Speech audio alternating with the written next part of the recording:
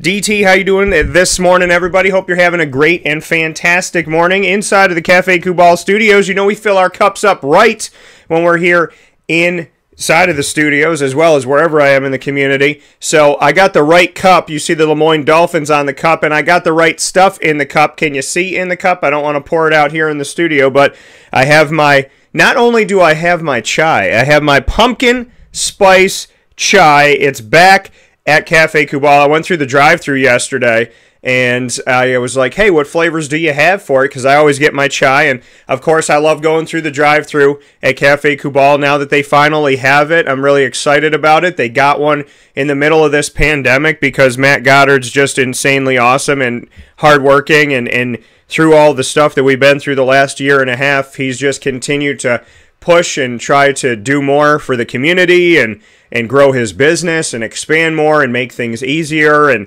just reach out to all of us here in Central and Upstate New York and beyond, which is fantastic. And, you know, it takes a very special person to navigate and push through these tough waters, and he's done that, and so has the team. So I want to thank Cafe Kubal. And so they got the drive-thru, and yesterday I was like, you know what? I'm going through the drive-thru. I want to. So popped in there, swung through the drive-thru. Very nice lady came on, asked me what I wanted, and I told her that I wanted my chai, and I said, what flavors do you have? And she was running down the ones, the vanillas and the mochas and whatnot, and then she said, ooh, and we have pumpkin spice, and I said, well, you know what I'm doing. You know where I'm at, so make it easy. And so not only do I have the Lemoyne Dolphins cup here on my desk, but I also have it filled with Cafe Kubal. So, you know, doing things right this morning inside of the studios. Fill your cup up today with whatever you'd like from Cafe Kubal. Locations 3501 James Street, 208 North Townsend Street, 401 South Salina Street, all in Syracuse, as well as inside of Golisano's Children's Hospital in downtown Syracuse, and of course out in Manlius on 343 Fayette Street in that giant behemoth of a brown building that welcomes you into Manlius, and where I was yesterday at the drive-thru at the corner of Route 11 and Taft Road, a.k.a. Sweetheart Corners, in North Syracuse. So make sure you head out there. Inside of MonPawsPopcorn.com's What's Poppin', I have two awesome guests today, two gentlemen that will grace the stage. PJ's in his normal spot. You know what it is. Every single Thursday from 9 a.m. to 10 a.m. at least, we have PJ hanging out with us. And this is the first week that Papa Joe and I get to make our picks. And we have talked all year long. We have navigated through 18 months of a pandemic. It has been trying times for so many people out there, and you're all in my prayers. And PJ and I have tried to stay with you, make you laugh, keep things going in a positive way. And now today we get to make our picks. Today we get to get back to something that is so natural and just something that you kind of, in history, we would just do it, and maybe you wouldn't even think about it. And now that it's back and we get to do this here with you today, it's so beautiful and it's so awesome, and it's just one of those things in life that you can't not appreciate. And so I'm ecstatic that we get to make our picks, because it's something that if there wasn't a football season, we wouldn't be able to do things like this. So college football week 2, NFL week 1, watch out, because PJ and I are coming after you, and we're going to get our picks in just a little bit. But before we do that, we'll be speaking on the cues for a little bit here as well. And then we'll get into some of the games like Notre Dame and Florida State and some other pieces here. So a lot of great stuff coming up with PJ, of course, Major League Baseball rankings. And in hour number 2, my guy Bob Holliday from WRALSportsFan.com will be joining me to speak on strictly ACC football. Syracuse and the crew, Atlantic and Coastal, will be talking about ACC football after the ACC came out in week number 1 of college football, and all 3 ranked ACC teams dropped their first game of the season, including Clemson. And Syracuse, even for just right now, is at the top of the Atlantic Division of the ACC. Let us enjoy it, folks. So a lot of great stuff coming up with Bob Holliday, but not before we welcome in the man they call PJ. Papa Joe, how we doing? Good morning, Daniel. That's good to hear about Syracuse like that. They're atop the standings. Boy, we won't say that at the end of the year, but it sounds good right now.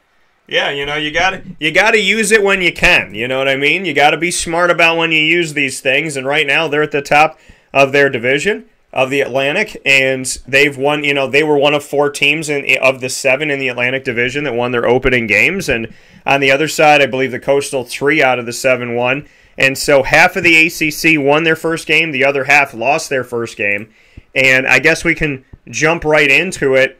Clemson lost their first game of the season, ranked number 3 in the country. Georgia was ranked number 5 in the country at the time, and they fell to the Georgia Bulldogs in a very, very much a quiet, more defensively led game. What's your take on what went down with Clemson losing their first game of the year in their first week of the season? Well, it's not good for all you SEC haters out there to see Georgia pop up like this, but I had a bad feeling about it for Clemson. I mean, I didn't read too much about them going forward, and of course I followed Georgia quite a bit. But Georgia's defense just absolutely slaughtered Clemson's offensive line. They sacked the quarterback 7 times, and he would, they played faster. You know how I love to talk about fast football teams, and that's what they did. They were faster, quicker to the ball. They didn't look too good offensively wise, but when you sack your opposing quarterback 7 times and your defense plays that well, they're going to win some games. Kind of a boring game, but boy, even on TV you could hear the hitting. And for the first game of the season for both teams to play that hard was quite special to see. I thought it was terrific to watch, although a little bit boring. And Georgia's the real deal. Alabama, Georgia could be a classic matchup here later on down the road. Yeah, and I think that's one of the things that I really took away from this game is we were watching a college football playoff game the first week of the season. Is that good or bad? I mean, I think it's good for the fans, but is it good for Georgia and is it good for Clemson to play such a high-octane, big-time college football playoff-esque game in their non-conference and to start the season? Oh, I don't think it hurts any. All of these teams are loaded. The ones that we talk about all the time that are the favorites every year, they got a 100-man squad, and they go 4 or 5 strings deep. If someone gets hurt, it's next man up, and the talent that these colleges get is extraordinary. Alabama just boggles my mind. It's the kind of player that I saw on the field versus Miami. But Georgia, Clemson, listen, Clemson's going to bounce back, no doubt about that. Sweeney's not going to let them get too far down. And there's plenty of cupcakes on the schedule for them to beef up a little bit and work on some things. But don't worry about Clemson. Clemson will be there. Speaking here with Papa Joe this morning on Wake Up Call with Dan Tortora inside of the Cafe Kubal studios, they don't have a guy that Jacksonville now has in Trevor Lawrence. They have DJ Uiagalelei.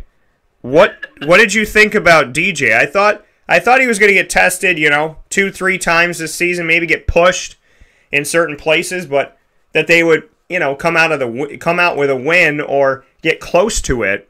They come out of this game with a loss with DJ Uiagalelei being a starter, the starter, as opposed to last year when he was filling in for Trevor Lawrence for the COVID protocol 2 games.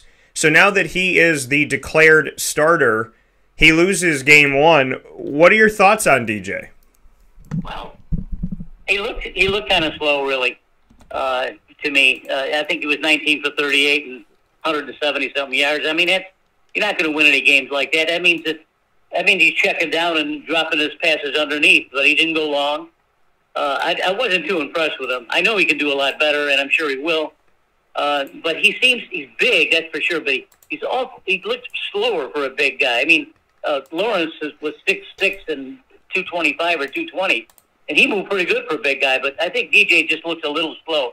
He may have to work on his quickness a little bit because it's not easy in the ACC, and especially in the SEC if you wind up playing one of those teams. So Georgia really looked faster, and they played better, and subsequently they won the game. But I didn't think if Clemson played another quarter or 2, they still wouldn't score.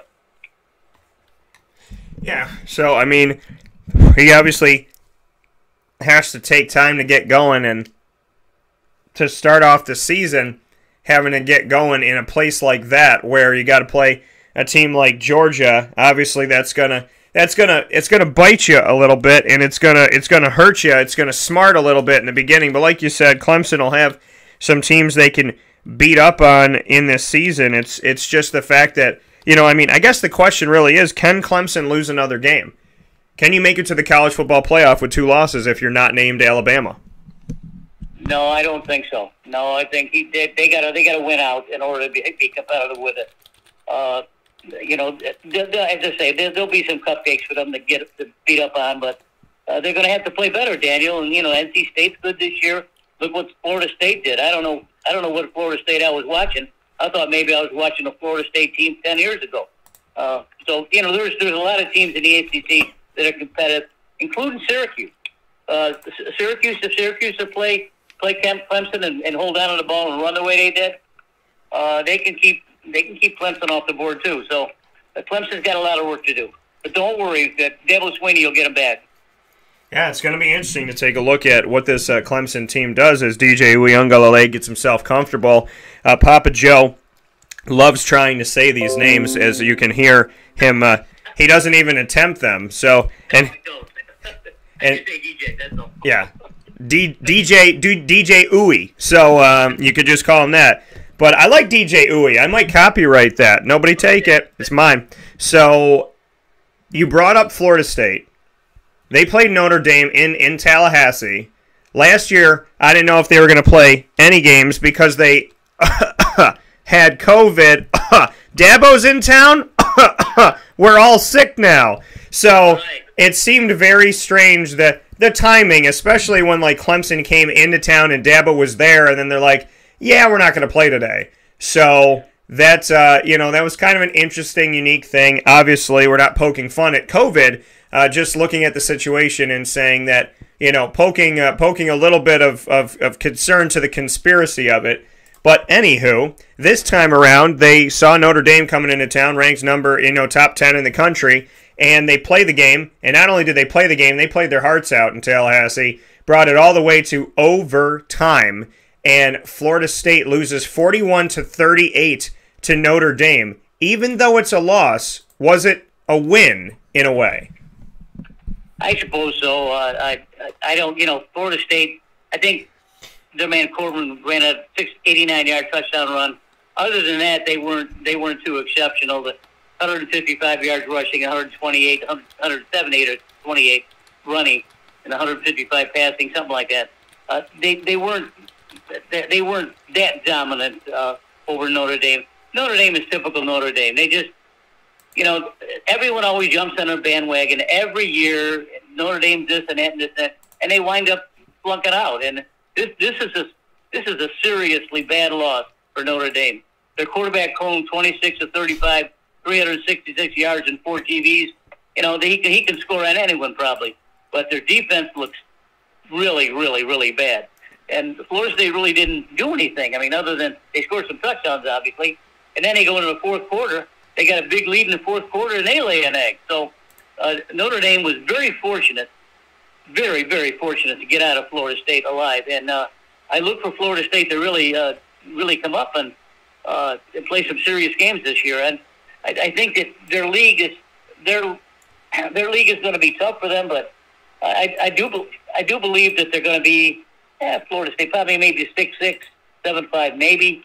But we saw a good Florida State team this last weekend. And, if you heard me talk about Mike Norvell over the last couple of years, I showed you that he's going to have his best team next year, not this year. I'm still saying that.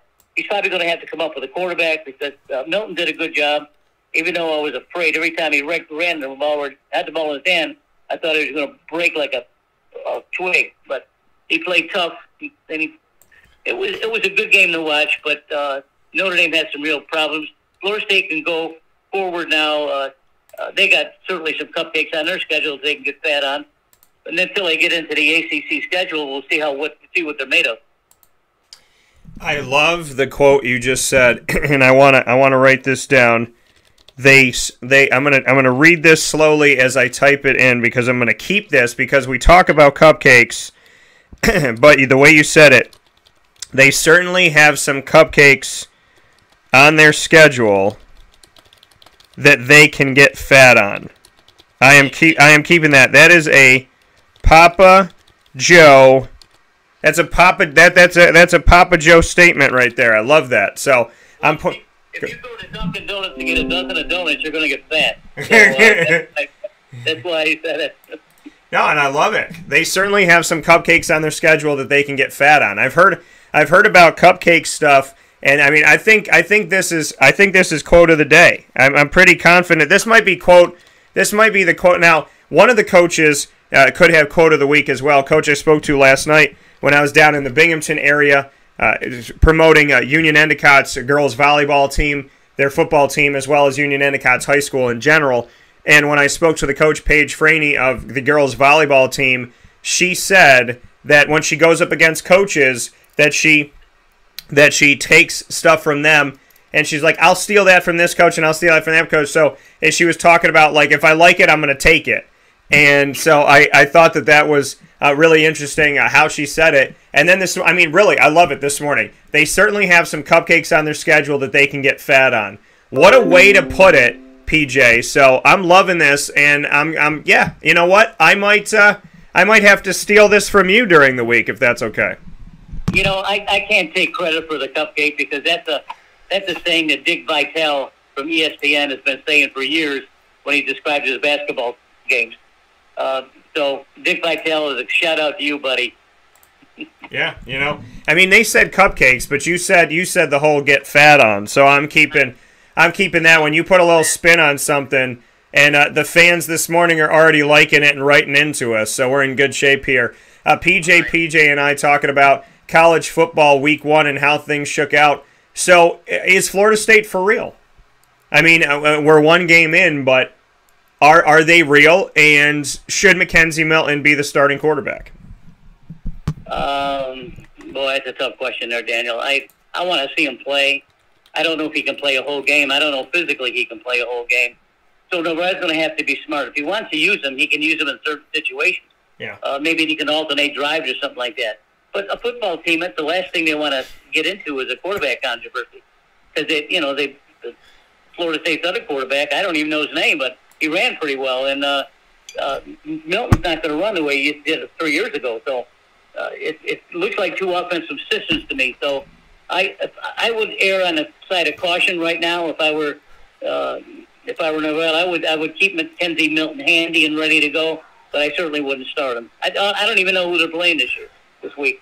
So yeah, you know, and so I mean, it puts us in a situation where things are definitely going to get interesting here with you know how they use Jordan Travis and how they use Mackenzie Milton as they go forward. If they're going to use them both, eventually probably shift to one, but we'll see. I mean, I know Mackenzie Milton's a winner. He was a Heisman hopeful a couple of years ago when he was at UCF before he got hurt. So I know that Mackenzie Milton has value. I know he has a lot of value. And so I want him to stay healthy because I want to see him play, and I want him to be successful, and I want him to have a chance at whatever he wants to do after this, if it's the next level or whatever it may be. And, you know, at the same time, I want the best for Jordan Travis. So I'm excited to see what they both can do and how things will shake out here as we move forward.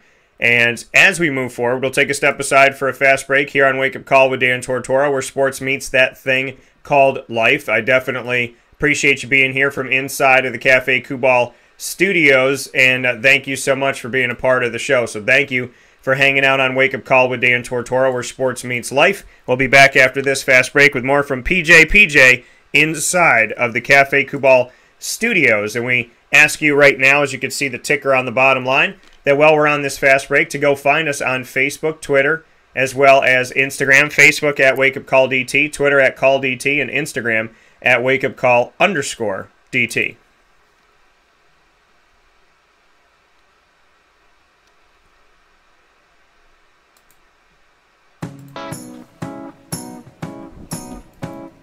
In these unique times, there are those in our community that give us a sense of normalcy and positivity. Pizza Man on 50 Oswego Street in Baldwinsville has been here for you for over 35 years and is here now.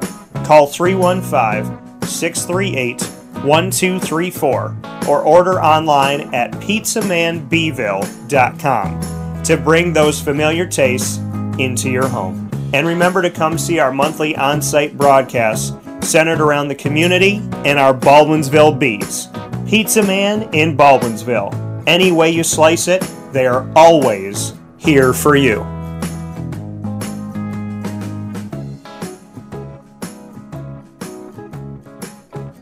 This is Jimmer Sikowski, owner-operator of Chick-fil-A Cicero, 7916 Brewerton Road in Cicero, right in front of the Home Depot. I had a deep feeling that God wanted me to do something bigger with my life and to help people, help others. I kept putting Chick-fil-A in my life, and I realized as I was going through the franchise selection process that positively impacting the lives of others was really core to what we do here at Chick-fil-A. First of all, it starts with the food. The food is brought in fresh daily. We bring in local produce.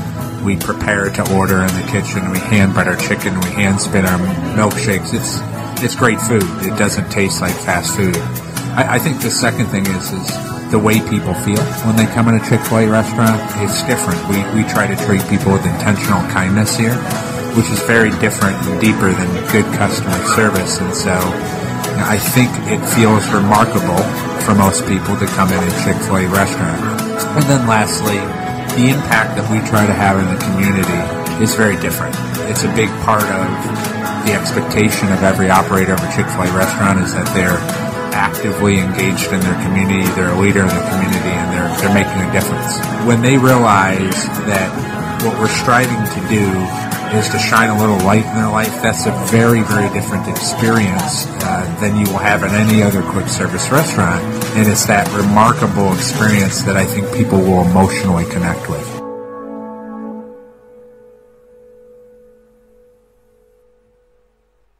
I'm George Townsend of Honda City with some good advice when buying a new car. The true cost of owning a new car is determined by the appraised value when you trade it. No vehicle appraises higher than a Honda. Next, look for low APRs and deep discounts. You also want low maintenance costs and great fuel economy. That's why my advice to you is to buy a new Honda. Looking pre-owned, visit our Honda Certified Used Car Center. Honda City, 7140 Henry Clay Boulevard, Liverpool, or HondaCity-CNY.com. It would be a pity if you don't shop at Honda City.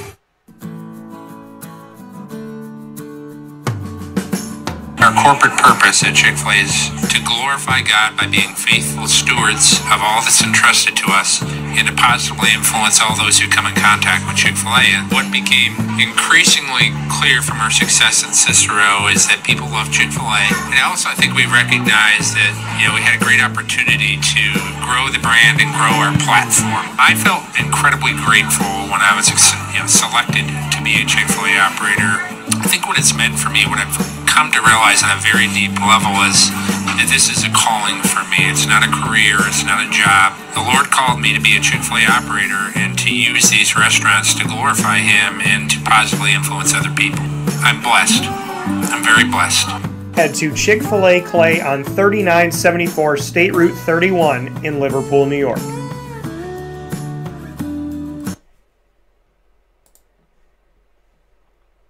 And a welcome back here to Wake Up Call with Dan Tortora on wakeupcalldt.com, your one-stop sports shop, and on mixlr.com/wakeupcalldt, where you are listening. You're watching on Facebook Live on facebook.com/live-now-dt, as well as on facebook.com/wakeupcalldt, youtube.com/wakeupcalldt as well. And we implore you to come listen to the show and watch the show every Monday through Friday from 9 a.m. to 11 a.m. Eastern Time. So make sure that you do that. Make sure that you join us here inside of the Cafe Kubal studios. Cafe Kubal with locations all throughout Central and Upstate New York. And so make sure you find your way over to Cafe Kubal today. And I thank everybody that has and everyone that continues to support local. We really appreciate it here in our community, and I'm sure in communities all over the world appreciate supporting local. So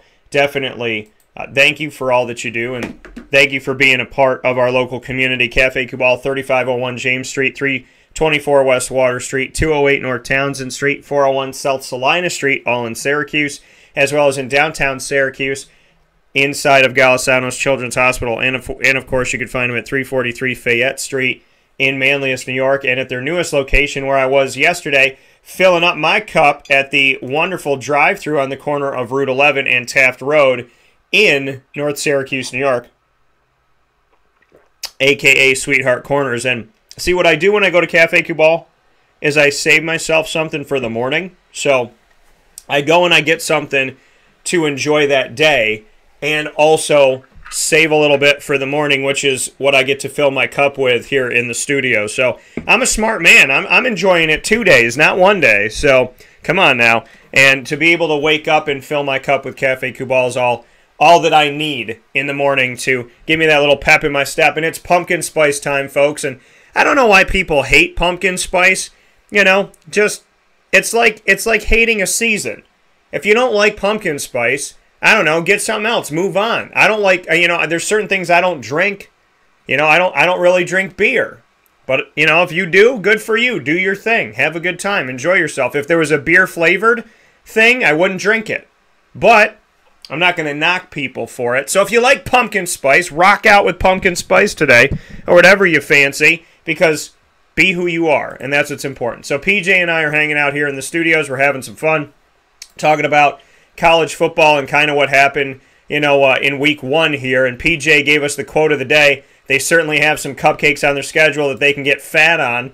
So one of the games that Duke was supposed to win, and not necessarily a cupcake by any stretch of the imagination, but they became an FBS team, I think, not too long ago, and that's Charlotte. Duke loses to Charlotte at home in a non-conference game. PJ, what can you say about some of these? Because, some of these teams set up these games and say, oh, okay, we're going to, kind of move ourselves into the conference. And not just Charlotte Duke, but in general, teams schedule games and say, okay, we're supposed to beat up on this team so we can move forward. UConn, a Division 1A team, an FBS team that used to be an FCS team and used to be a Division 1 AA, they play Holy Cross, who is a Division 1 AA team. Syracuse just played them recently. And UConn loses to Holy Cross, and not only loses to Holy Cross, but by 10, and they allow 38 points. What are your thoughts on a game like that where you put this team on your schedule to at least get a win and you lose? And in some cases, they pay these teams to come into town. Well, that was my question, is how much did they pay these guys, the Charlotte especially? I'm sure they got considerable monies from Duke, maybe $500,000. I don't know what, but UConn and Holy Cross. I didn't even look up UConn or Holy Cross at all during when I did my research. I didn't know anything about them. But maybe Holy Cross got some money too, because I know Holy Cross is a decent basketball team. And frankly, I didn't even know they played football. So that's bad for me. But UConn is in some serious problems now. Because of this weekend, and I think weekends previous too, their coach resigned. He was going to retire at the end of the year. Randy Edsel, been around a long time. This is his second tour coming to UConn. It's quite obvious that he doesn't have the magic that he had before, and he didn't recruit very well. So if you don't put the better players on the field, you're going to lose. I don't care who you're going to lose to. But he lost, and that was embarrassing, frankly. UConn it's got some serious problems. Now I think their defensive coordinator is running the team. What does he do about recruiting and such? So UConn is going to be a while before we can say that they're a decent football team again. Yeah, and what I think, and we know the old Big East, and I know the old Big East, and the old Big East had everything, including football. And then realignment took more from that I think any other school, or any other conference, I should say. And the American Athletic was born out of that. It was born out of the fire. It was essentially a phoenix that rose because there was only UConn, South Florida, Cincinnati, and Temple coming back, and everybody else was gone. Syracuse, Pitt, Louisville, and so on and so forth. So to be born out of that and to rise out of that and to have UConn a part of that, and then UConn last year said, you know what? We want to go back to the Big East. And obviously it's a basketball move. And they say all the time that conference realignment's a football move, but in UConn's case, it was a basketball move to go back and play Villanova and St. John's and Georgetown and so on and so forth. And so we see them move, but UConn can't move back because Big East doesn't have football because that's what became the American. So I'm sitting here saying, you just put Randy Edsall and your entire football program on an island. And that put him in a horrible place because they were the worst team in the American Athletic Conference. They won 1 to 3 games per year in football. So you're the worst team, but you have the backing of the conference. You have a conference that's going to support you and put you out there and promote you no matter what's your record. You're going to have a backer. Well, when you become independent, you got no backer but you. Now you've become UMass. You've become the team that people schedule to kill so they get a free win. And I know that they lost to Holy Cross, and I know it's been a tough second time around for Randy Edsall, but with all due respect, what they did to the football program is I think they essentially were trying to kill it. Maybe they are still trying to kill it. And he brought them from FCS to FBS the first time around, then he left and it fell, and now they're going more toward FCS, and he tried to keep them there. I don't know if this is a Randy Edsall problem when you take a team that's already bad and you throw them on an island by themselves. Right, that doesn't make any sense either. But it was clear that that they weren't competitive, and that it's probably if the young man has any egos on that team, they're going to have to show up and play a lot better because it's not. It looked terrible, and I read about it, and it read terrible. So, good luck to UConn. Yeah, now I do want to give you an opportunity, PJ, as we are here inside of the Cafe Cubal Studios talking with Papa Joe every Thursday morning from 9 a.m. to 10 a.m. Eastern Time at least, where sports meets life inside a wake-up call with Dan Tortora. You had something you wanted to talk about. Your Florida Gators got a win, but you're not happy with how they played. So despite the victory, you got some issues with number 13 ranked Florida, who defeated FAU at home 35-14. I open the door, PJ, to your open Florida Gator rant. Go when ready. What can I say? I mean, it was an ugly game. It was an ugly game. No way FAU should even be on the field against Florida. And if you heard me over the last several years, I have been really talking up Emory Jones, who was a fourth-year junior. And he was supposed to take the reins this year from Kyle Trask of last year's team, which was very good. And I thought that the sky's the limit for this kid. And he laid an egg. And if Florida didn't run for 400 yards, they may not have won the game. But they controlled the line of scrimmage, and they defense was okay. But the offense needs a lot of work. And he was the first one to admit it. I went right on the site right after that, and he said, "Listen, I made the mistake."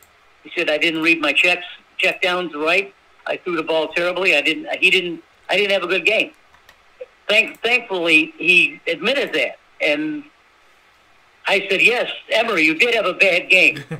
But Florida has 5 guys in the backfield get start for any team in the country, and 2 of them are 5-star athletes that have transferred from other schools. Florida will run the ball forever. If they can get 300 to 400 yards every game, despite what Emory does, they're going to win a lot of their games.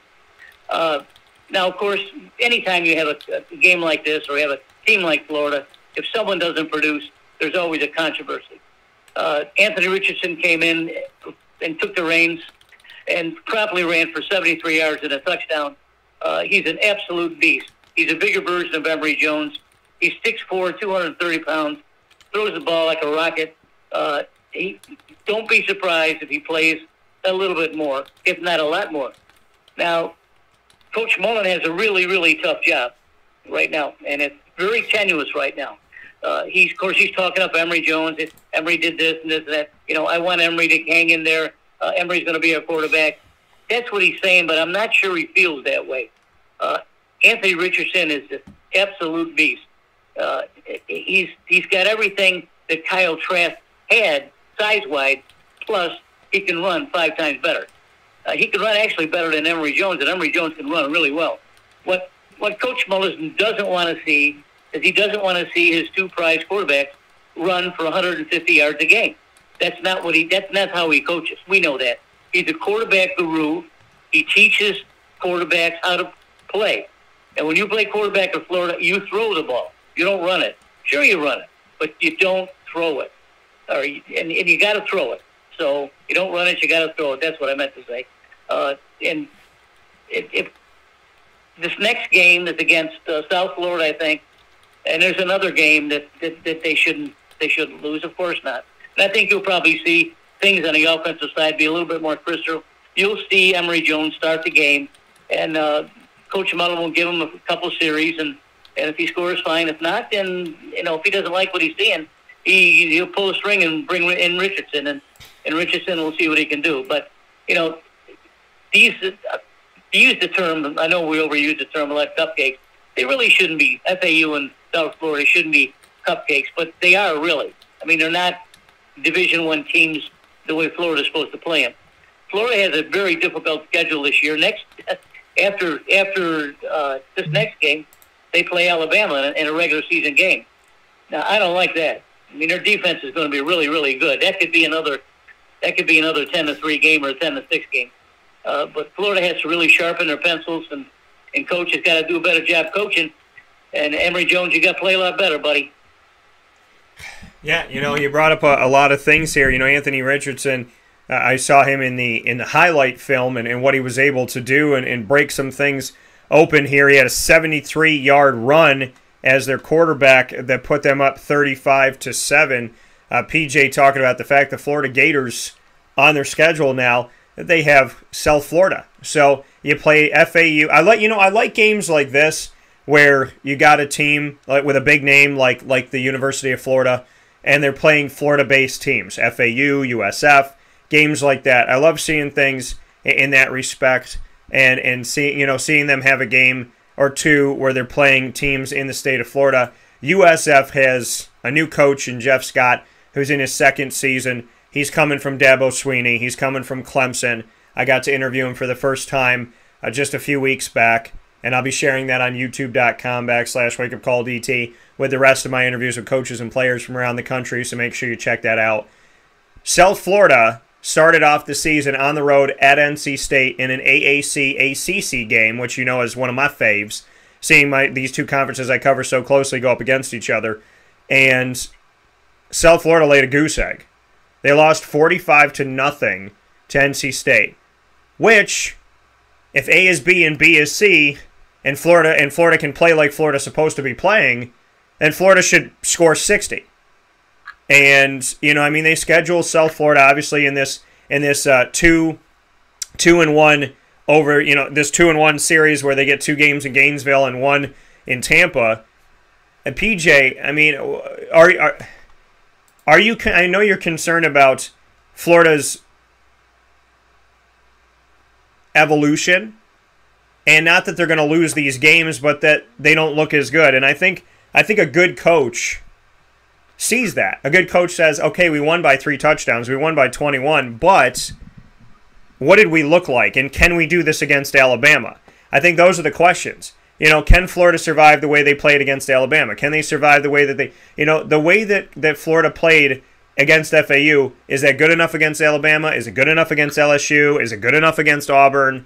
Those are the questions you have to ask. So they're playing South Florida, who doesn't look like they're going to be too much trouble, because they're still trying to build themselves back up from when Willie Taggart left, and Willie Taggart really did move that program up and took it out of the basement. So, I mean, do you have any concern about South Florida, or are your concerns strictly with Florida beating Florida themselves? Of course, the game won't be competitive, and Florida needs to show us, the Gator Nation, that they can move the ball better and score better. Their defense is awesome. They got 2 defensive linemen that came through the portal that are really beasts up front. Florida needs to. Let's face it, they need to win big. They need to win big, and they got to look like they can win big. They look like they can. They need to be able to score on just about every possession if they want to go forward. I know that's a little bit strong talk. I mean, if they have 10 possessions, they score 7 times and they have 3 field goals. But that's the way I feel about it. I mean, they need to be. They're that good. They should be that good on offense with Emory Jones. And I've been saying this for a couple of years.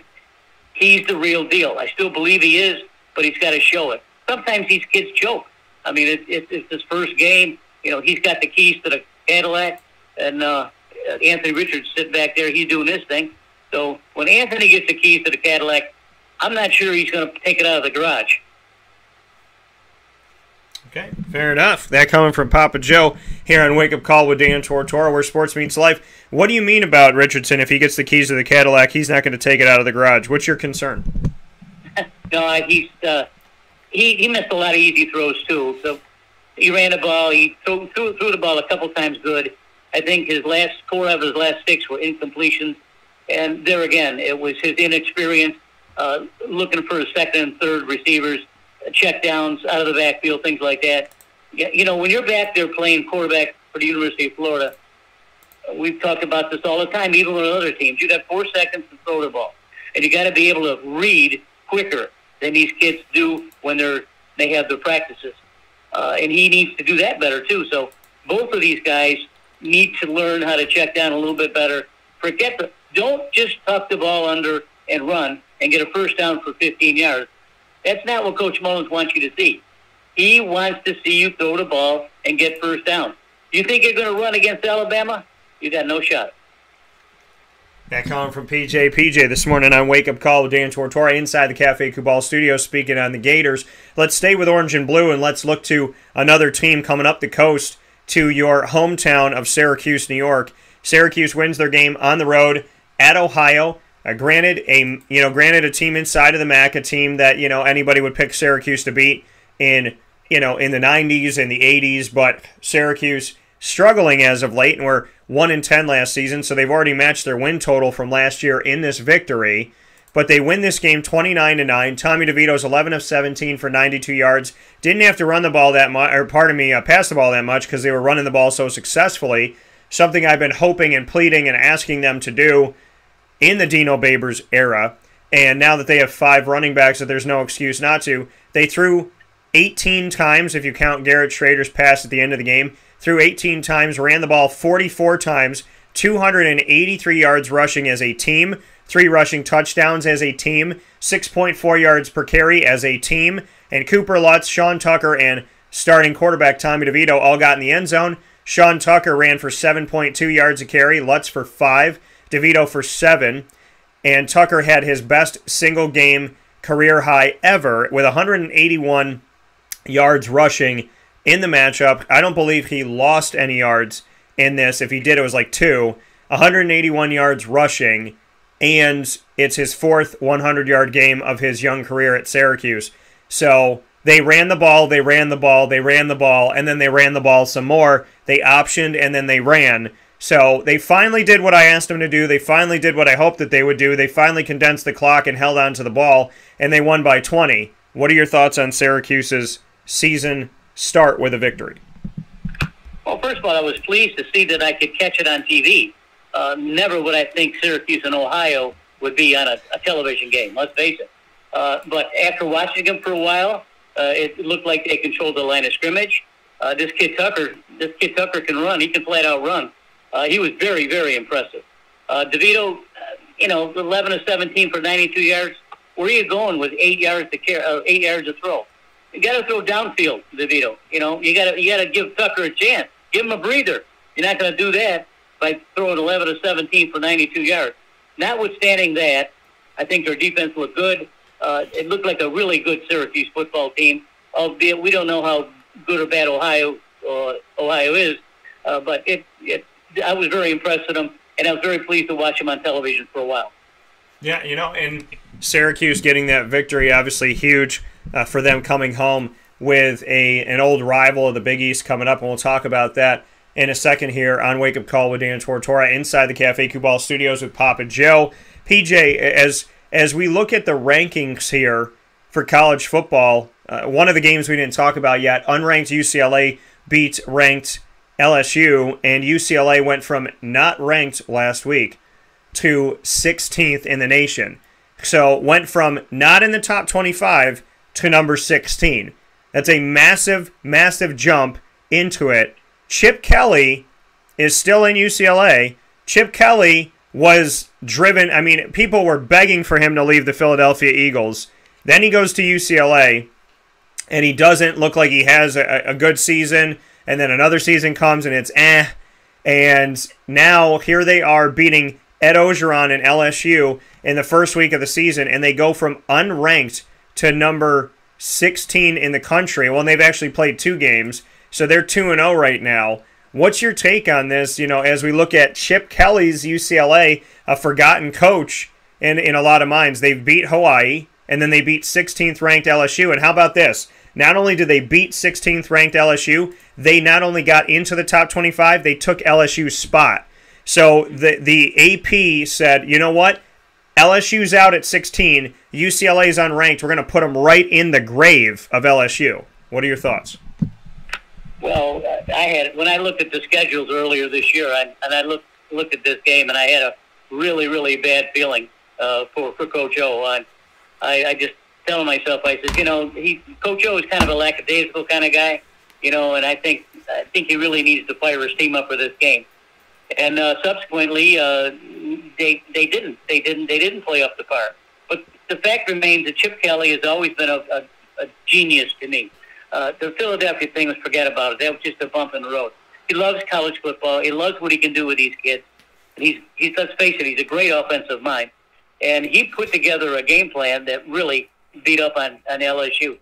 Johnson, 26 of 46, 330 yards, 3 TDs. How can you beat that? I mean, they played tough. They won the line of scrimmage. They played good defense. Sure, LSU scored some points, but not too much. 9 of 16, 260 yards for the passers, 3 TDs. But you saw a good UCLA football team, and I think you're going to see the same team going forward with the rest of the schedule. Now, Chip Kelly, man, he's got a lot of work to do. Now he comes back to get beat up by his own West Division in the SEC and sprinkle some of the East Division there too. So Chip Kelly, I'm not going to prognosticate anything like that because I don't want to do that. But I do think that if Chip doesn't, if Coach O doesn't turn it around, that by the end of the year, I think he could be looking for a job. Not during the year, but they got to show better. They got to show up. Just because you have LSU on your helmet doesn't mean you can go cross country and beat up a team like UCLA. Now with Chip Kelly there.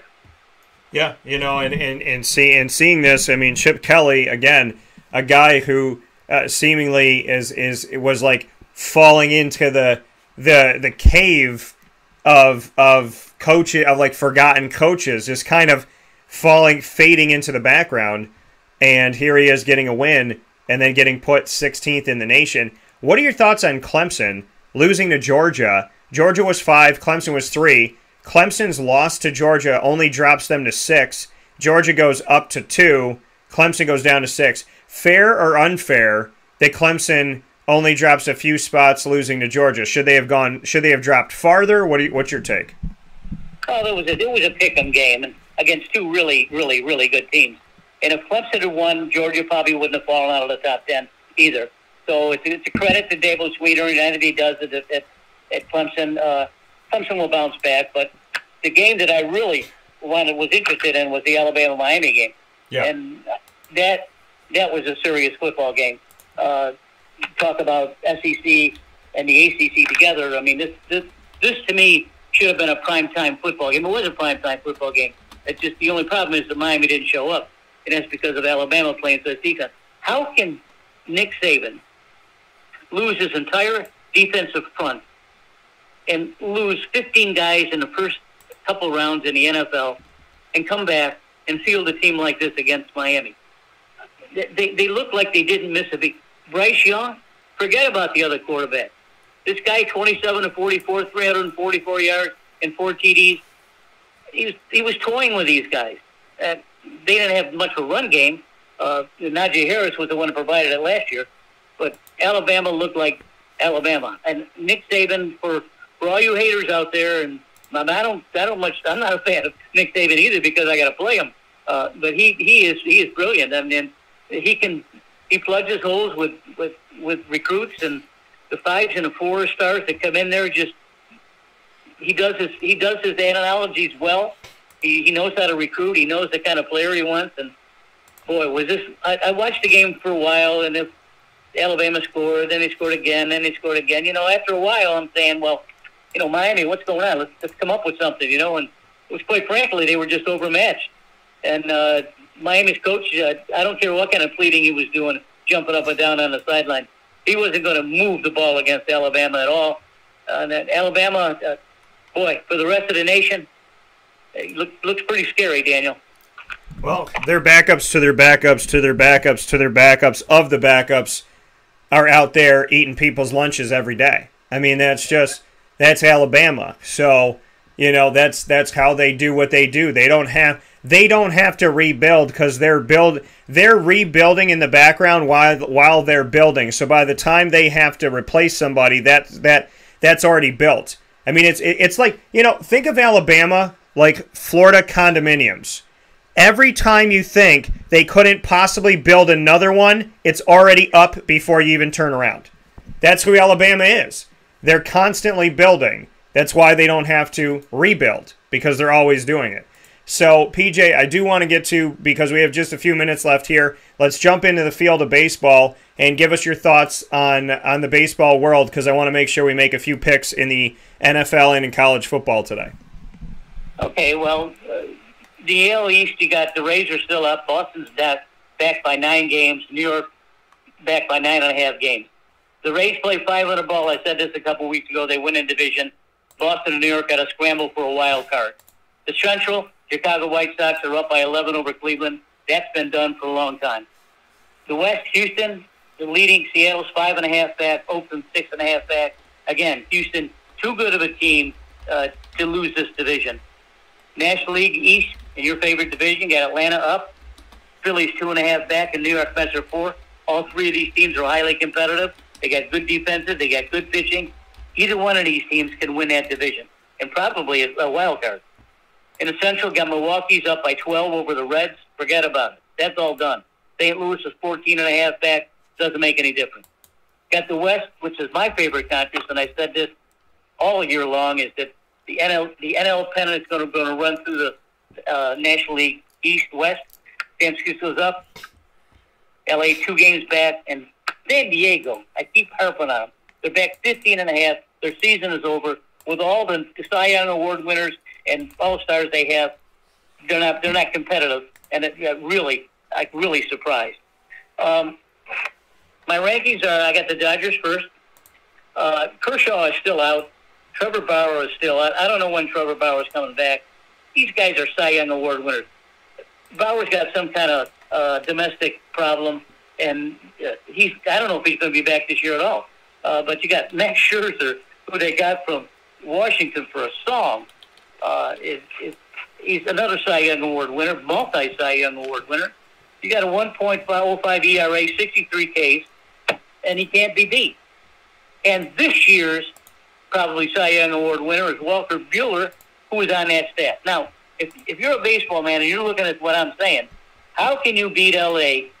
with Kershaw, Bauer, Scherzer, and Buehler? It ain't going to happen. Number 2, I got San Francisco.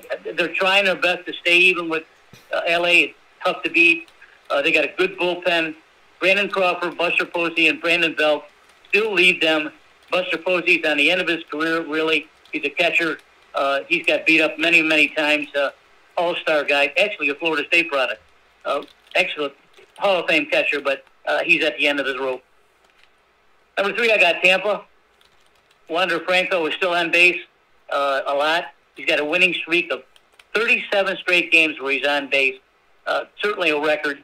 Mickey Mantle, I think, held the record. I think he had 50 or 51 or something like that. This kid could be the National League, American League Player of the Year or a Rookie of the Year. Number 4, I got my Brewers.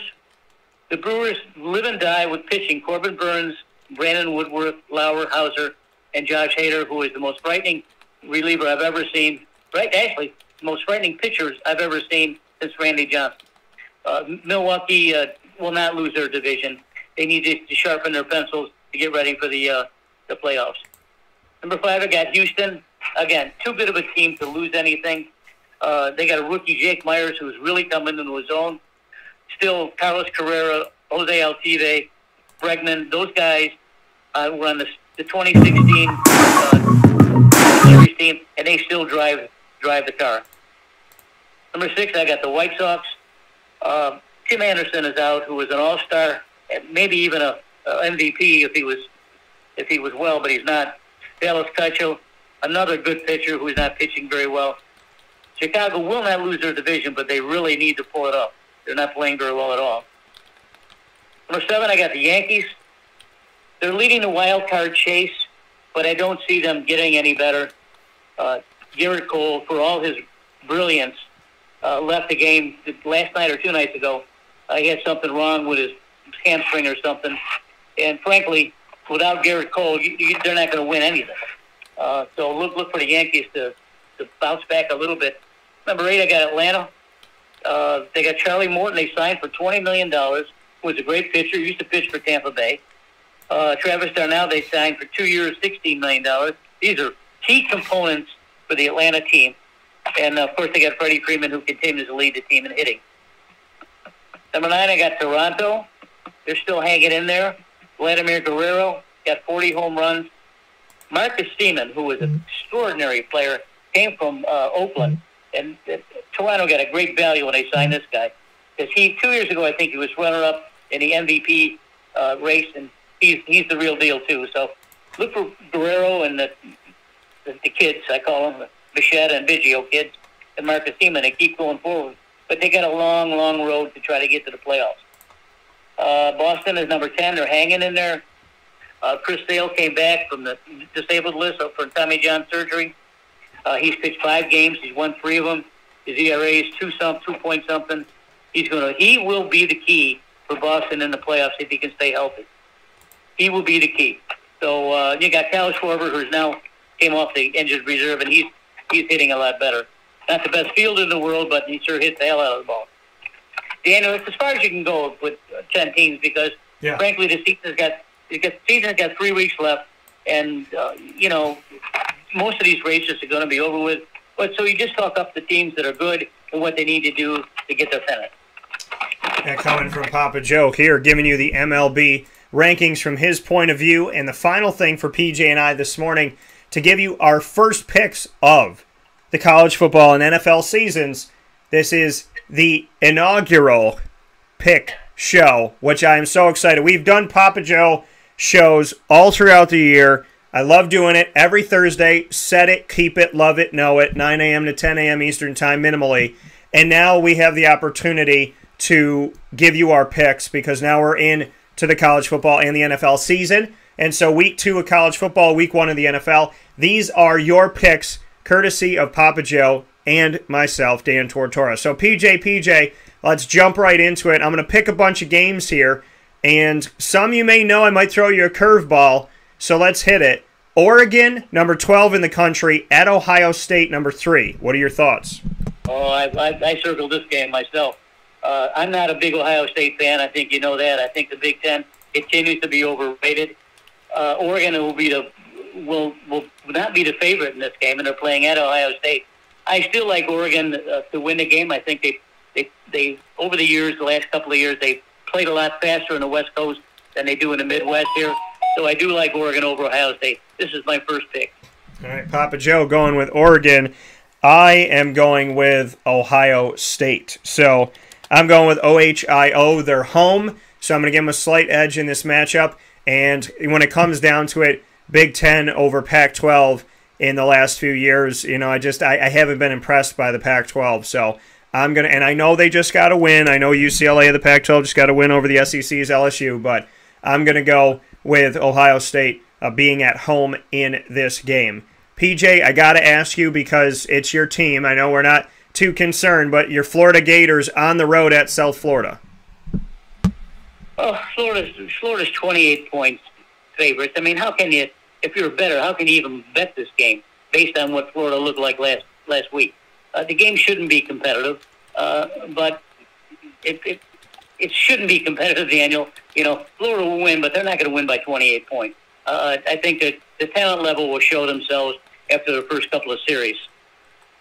Yeah, Florida. They're playing. Listen, This is the series where everybody was talking about UCF refused to do it. They refused to play Florida. If they want to be the best, they got to beat the best. Why didn't they accept it over, with their last AD, Danny White? There was this thing that the Gators had offered them something, and it was a 2-1 where you're going to come to Gainesville twice, we're going to come to you once, and allegedly UCF didn't want to do it. I wasn't privy to the conversation, so I can't tell you if 100% all of that happened, but that was the rumor mill. Just to let you know, USF, South Florida, they say, you know what? We'll play you 2-1. That's totally fine. And how about this? The Gators are coming to them first. However, at Raymond James Stadium, which is very ironic, and I hope this man is there, when they come into the building, when the Gators come to visit South Florida at Raymond James Stadium, you know who calls that stadium home? Kyle Trask, their old quarterback, behind Tampa Bay Buccaneers starter Tom Brady. So you know Kyle Trask, I would imagine, is going to be in the stands watching his Gators come to his home where his team just won a Super Bowl. So Kyle Trask, it's going to be a nice little homecoming for him, which is pretty cool. I'm going with Florida as well. And, I think that'll be awesome. So next game that we have here on the docket, Rutgers at Syracuse, an old rivalry renewed. Inside of the Domes, first home game of the season for Syracuse. First time the fans will be in the stands at Syracuse in almost 2 years. What are your thoughts? Well, I had this game circled too, Rutgers and Syracuse. Don't know much about Rutgers, but I do know watching Syracuse last week, I think they really exhibited good football. If they win the line of scrimmage and the run gate continues, they'll win this game easily. I don't see them skipping a beat here at all.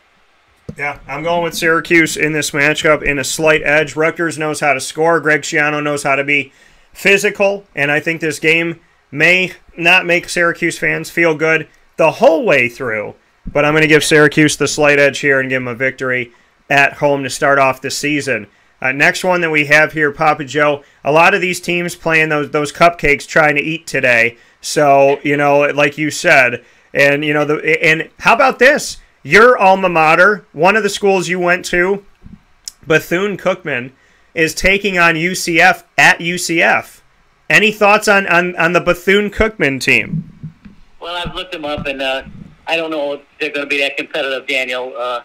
I don't think they win this game, but, I follow them pretty good, and they usually recruit very well, and they usually run the ball very well. So I don't look for them to be competitive this week, though. Yeah, both going with UCF in this matchup as they move forward here. A lot of these teams are playing teams they're expected to beat, but how about this? Washington, coming off of a loss to Montana, will face off against Michigan, who just defeated my guy, Tim Lester, and the Western Michigan Broncos. Any chance that Michigan gets a very angry, nothing-to-lose Washington Huskies team since they just lost to Montana? Absolutely, they'll be pissed. So, oh boy, I don't like Michigan. I don't like the way they play. I don't like Jim Harbaugh as a coach. They struggled to begin with, and then they pulled away against an inferior team. Washington comes up with some surprises, maybe to be competitive. I still think it'll be competitive, but I think Michigan wins in the end.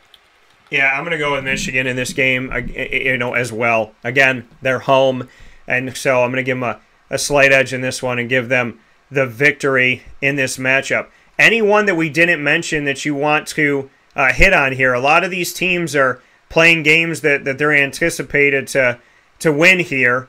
There is a good one between Syracuse going to have this game in 2025, but Pittsburgh at Tennessee, ACC versus SEC. What do you think about that?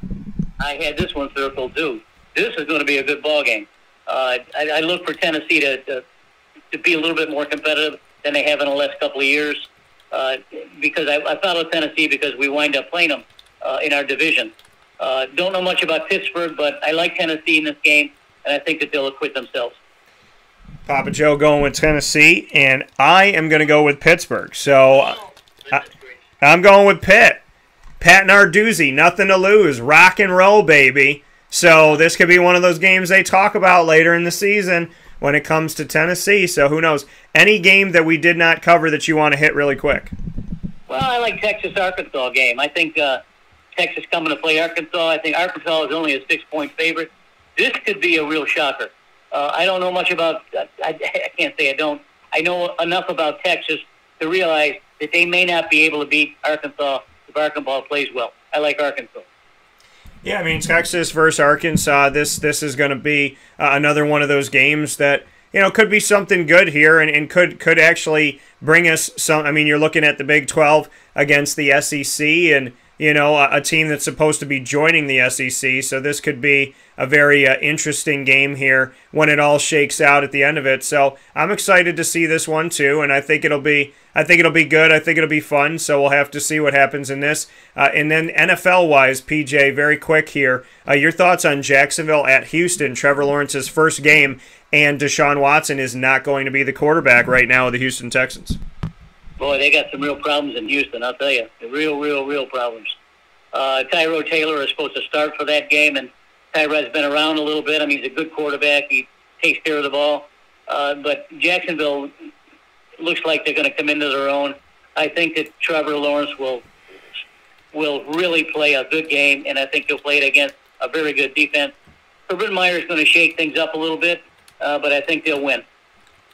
Yeah, I got Jacksonville winning this game as well. Houston is trending downward, and Jacksonville, God willing, is trending upward. So I'm going to go with the Jacksonville Jaguars in this matchup. And PJ, Green Bay, you would think that this game would be a marquee game because you see Green Bay, you see New Orleans, you think in your head, oh my gosh, this has got to be, the game of the week, Sunday Night Football, Drew Brees, Aaron Rodgers, but it's not Drew Brees anymore. It's Jameis Winston / Taysom Hill. We couldn't get through a Papa Joe episode without talking about Jameis Winston. So what's your take on Green Bay at New Orleans and the fact that this game is actually going to be played in Jacksonville? My man Jameis. I think my man Jameis is going to have a tough time. Aaron Rodgers will be able to score at will, I think, against New Orleans. Just is not Sean Payton's best year as a coach because of the controversy he's got at quarterback. Frankly, I don't think either one of these quarterbacks can lead him to the promised land. But it ain't going to be Jameis. If Jameis starts thinking, they're in a lot of trouble. If Jameis reacts and throws the ball the way he can, it could be a game. But I like Green Bay, of course. My bros up there will be watching it too. Yeah, I'm going with the Green Bay Packers in this one as well. Swan song for Aaron Rodgers very well could be as a Green Bay Packer. However, he's going to come to play and do his thing, so we'll see him take care of business. And it's cool because it's going to be in Jacksonville, so we get to talk about a Jacksonville team and then talk about a game in Jacksonville. So little irony, little connection, little coolness. PJ, as always, I thank you and I appreciate you. Plenty coming up with Papa Joe's picks and so much more in the weeks to come. And as always, I send you my love and my positivity, and I look forward to talking with you soon. Okay, have a good show. All right, take care. That coming from Papa Joe here where sports meets life on Wake Up Call with Dan Tortora. And I very much am looking forward to what's coming up next here on Wake Up Call with Dan Tortora, which is Bob Holliday joining us right after this fast break where sports meets life inside of the Cafe Kubal studio. So we'll take a quick step aside for a fast break. When we come back, Bob Holliday here on the show to speak on all things ACC football right after this.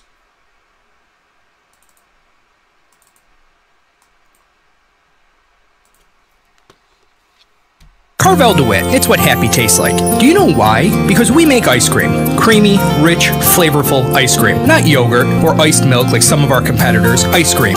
Fresh, by hand, daily. For the calorie conscious, we have something new for you. Our new Carvelite. Same great flavor, creaminess, and texture of our regular ice cream with only 35 calories an ounce. So whether you want an ice cream cake, flying saucer, dasher, carvalanche, hard or soft ice cream, we will satisfy your craving with our fresh, handmade regular or new Carvelite ice cream. Carvel DeWitt. It's what happy tastes like.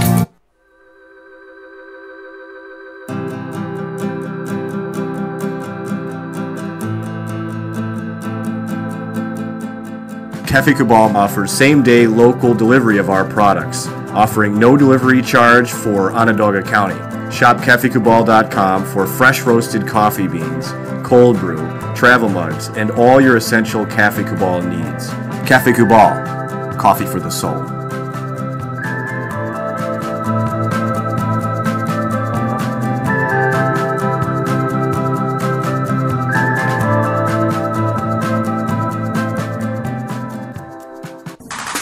The Wildcat Sports Pub in Camillus, New York is located on 3680 Milton Avenue in the Home Depot Plaza. It is your family-friendly sports bar and restaurant. Folks, some sports bars aren't family-friendly. Some family-friendly restaurants are not sports bars. The Wildcat Sports Pub in Camillus, New York is proud to be both. It is that marriage that you've been looking for years. The Wildcat Sports Pub is your home base for your sports bar and restaurant needs, games for the kids, indoor and outdoor activities, and enough things on the menu to come back every single week and get to try something new. They're open Sundays from noon to 8 p.m., Monday through Wednesday, 11 a.m. to 11 p.m., and Thursday through Saturday from 11 a.m. to midnight. For reservations and party information, call 315-487-2222 for the Wildcat family-friendly sports pub and restaurant.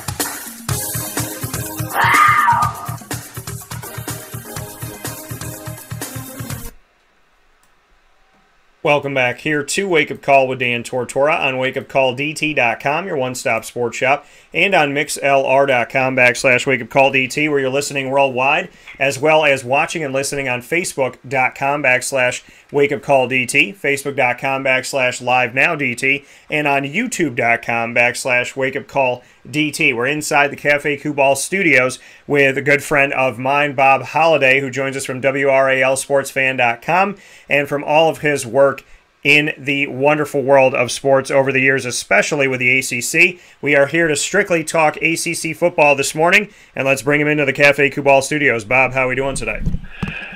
I'm doing better than ACC football, Dan. I'm doing great. ACC football, not so much. Yeah, the ACC definitely did not have itself a nice entrance to the season, and spoke with Papa Joe here in hour number one about the Georgia-Clemson game. What were your main takeaways of DJ Uiagalelei's first opportunity to be the starter and not just the fill-in guy? It's a lot like my impression last year when he filled in for Trevor Lawrence. He's got a great arm. He's a great passer. He's still learning to read defenses, but the biggest difference between DJ Uiagalelei, I should have practiced that, and Trevor is his ability on the zone read.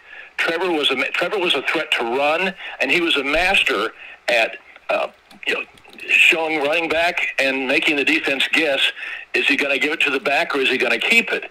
And DJ just hasn't learned that finesse yet. And as a result, Clemson does not have they've got issues in the offensive line, a lot of new players. So they don't have an offensive line that's going to blow open holes for the backs. The ability of the backs to get open depends on DJ's ability to set them free.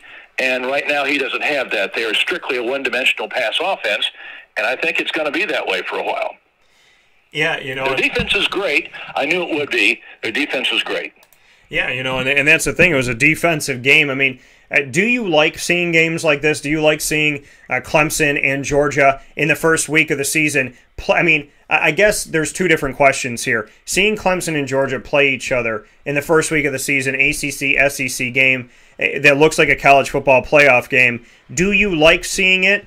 And then the second part of this is it right for the teams to do this? Is it healthy for them to do it when they're trying to get to the college football playoff? So as a fan, what are your thoughts on it? And then if you were the AD, would you be scheduling this game? Well, I know former Mr. John Swofford really liked having all these big opening games because he tried to make that happen in basketball as well.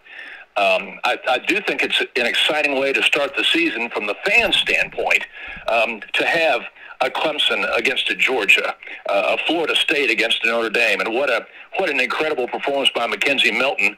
But it was still, in the end, an ACC loss for Florida State. Great to see Carolina against Virginia Tech. So I think from the excitement standpoint, having some of those games is a good thing.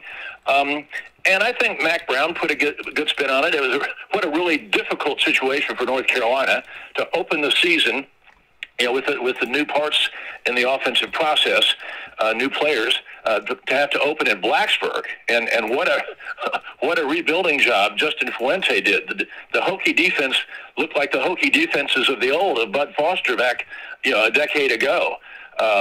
Lane Stadium was in a frenzy. Very, very difficult environment for North Carolina. But Mac Brown said that he felt like his team learned more from that loss, and he said he hate that we lost, but we learned more from that loss than we might have from an easy win. So there's that spin. I think if you're a program that's in there every year, you maybe don't want to be in that difficult opening game every single season, but I think having some real contests in the first couple of weeks is a good thing, and that's actually how a big part of how the College Football Playoff Committee sorts out the strengths of the conferences is through the early contests that are played. And and it would be better if they could play them in the late season, the non-conference games, but then everybody's playing their traditional conference rivals, and nobody wants to play a number 5 powerhouse from the West Coast. Is that an anomaly, a number 5 powerhouse from the West Coast? Nobody wants to play a number 5 powerhouse from the SEC, in November. So I think, the system is the system, and I think it's generally fair.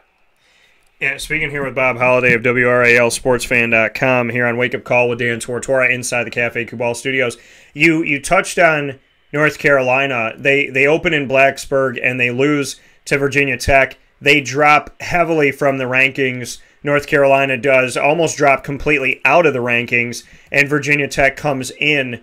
What did you take away from this game, being someone who's covered, the Tar Heels for so many years? They drop 14 spots from 10 to 24, and then we see, where Virginia Tech goes from unranked to 19. What's your overall take on that game?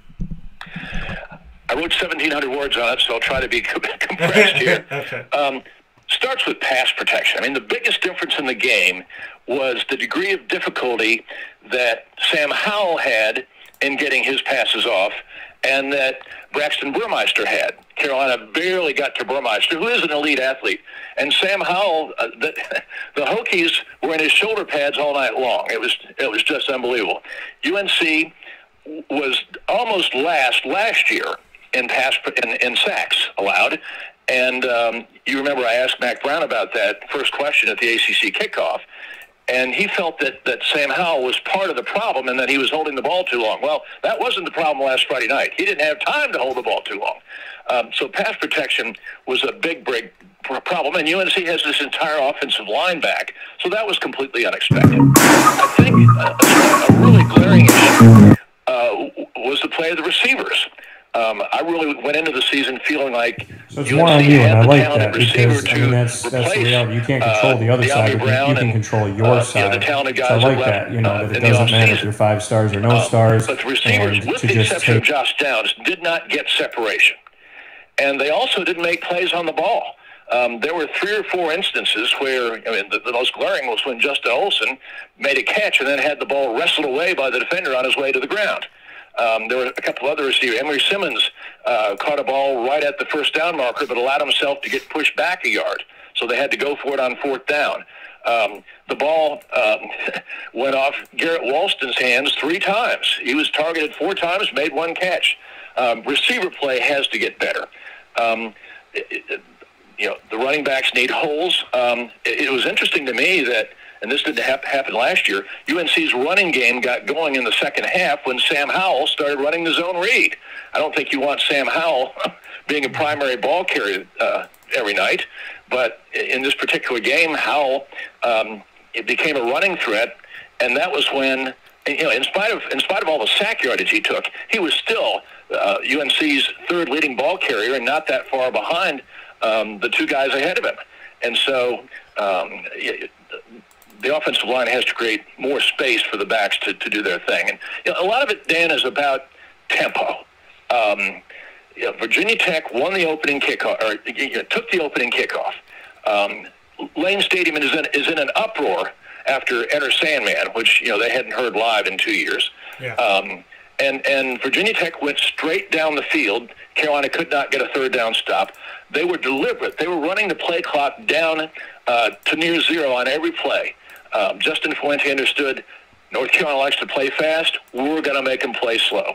And then Carolina, when they got the ball, they're down 7-0. They had a false start. It was a quick 3-and-out, and then another long drive. Carolina got a stop in the red zone, but then a promising second drive, UNC had a chance to score, but they took 2 sacks, and then Virginia Tech has another long drive for a touchdown. UNC had the ball 9 minutes in the first half. They never got their tempo going. This is a team that wants to play fast. In fact, I say in my column, first of all, UNC plays Virginia. They have a non-conference game Saturday against Georgia State, but then they play Virginia at home. Virginia plays a lot like Virginia Tech in the sense that they like to monopolize the football. Last year, Virginia had the ball 34 minutes against Carolina. So they're going to see this all over again.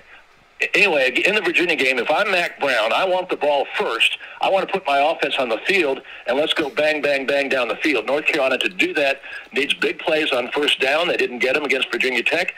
They need to mix the run and the pass. They need to be able to throw the ball downfield. That's what sets up all the runs.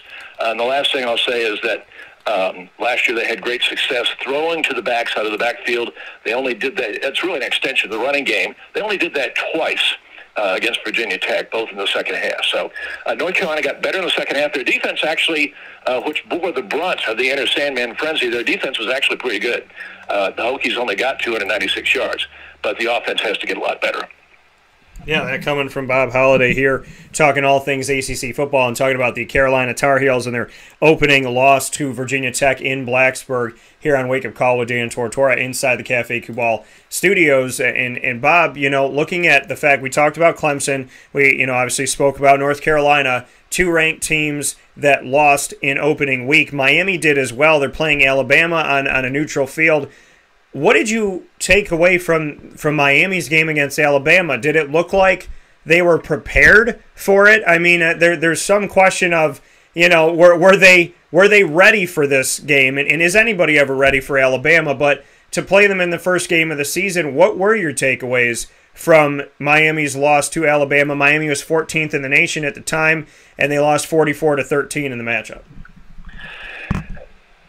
I watched a couple of the episodes of All Access with Manny Fernandez, and was really excited about Miami. He's dynamic. I love the way he leads his team. He's talking about the mental aspect of the game, and he said, what the toughest mental game is? Golf. We're gonna cancel practice. We're gonna go out to Top Golf and see if we can learn a little bit about mental toughness hitting the golf ball. I love that.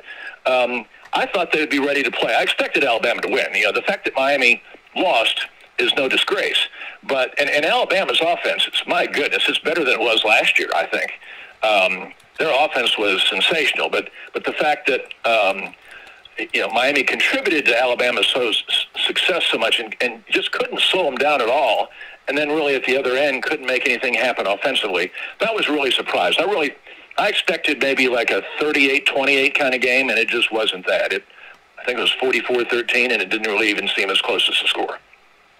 Yeah, and that's, this is, Miami trying to open up and trying to find a way and trying to find footing, and you play a team like Alabama is, an immediate buzzsaw. So to learn from that, you're learning from playing the best team in the country, but Miami falling, and so that means that really in the first week of the ACC, when we take a look at the wins, as you and I were talking about off the air, speaking here with Bob Holliday of WRALSportsFan.com, when we look at the ACC coming into this season and their performance to start off, NC State takes down South Florida 45-0 in a non-conference game.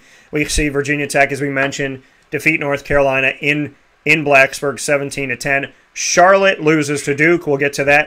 Charlotte defeats Duke. We'll get to that in a moment. 31-28 in Charlotte. And then Wake Forest takes down Old Dominion. We see Miami lose to Alabama on neutral field. We see Clemson lose to Georgia on neutral field. BC shuts out Colgate 51-0. Pitt takes down UMass 51-7. Syracuse defeats Ohio 29-9 on the road. And then we see Northern Iowa defeat Georgia Tech in Atlanta 22-21. Virginia defeats William & Mary 43-0. Florida State hangs tough against Notre Dame in overtime in Tallahassee but loses 41-38. And Louisville loses to Ole Miss 43-24. Let's go straight to that Duke game, because I know yet another team in your area here of the Carolinas that you cover very closely. Duke had a very, very, very underwhelming season last season. They couldn't close out games. They ran the ball well. They did some good things, but they typically did not end the game by buttoning it up and doing what they need to do. They came into Syracuse 0-4, which made me say Syracuse will give them their first win, and they did. And so they did defeat Syracuse last year in the Dome, but to have last season be what it was and to start off this season with a loss to Charlotte non-conference, your take on Duke right now? Well, they cut down on turnovers. That was the biggest problem last year. But the one turnover they had was a real big one. Quarterback Gunnar Holmberg fumbled into the end zone, and they missed a scoring chance. And in a game where they were trading touchdowns, that was really big. I actually covered Gunnar Holmberg in high school when he played at Heritage High in Wake Forest. Fine young man, really athletic. Brings an ability to run the football that maybe Duke quarterbacks haven't had since Daniel Jones. At least the ability to mix the run and the accurate pass. Good passer. I think he's got good receivers. Apart from that fumble, offense was not really Duke's problem. They just didn't tackle well, and losing that game to Charlotte is a really bad way for Duke to start, given what they're trying to bounce back from. I mean, they really believed coming into this season that they had the talent and the depth to at least go 500 and get back to a bowl game. And that loss to Charlotte is going to make that much more difficult. They have another game, another in-state game this week against North Carolina A&T. That will be at Wade Stadium on Friday night. As a high school football enthusiast, guy who covers high school football, I wish they wouldn't have Friday night games, but it's they're here to stay. So anyway, I guess we'll learn more about Duke then, and then they step out of the conference on the 18th, and then we'll really know a lot more. But that was not the way they wanted to start, for sure.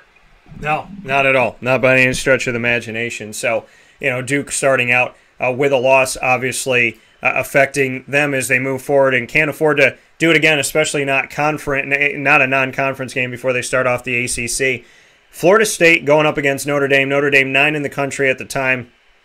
They find a way to win over Florida State in Tallahassee, 41-38. What's your take on Mike Norvell? Now, the majority of the media at the ACC kickoff that you and I were at picked NC State to finish second in the Atlantic Division, behind only Clemson.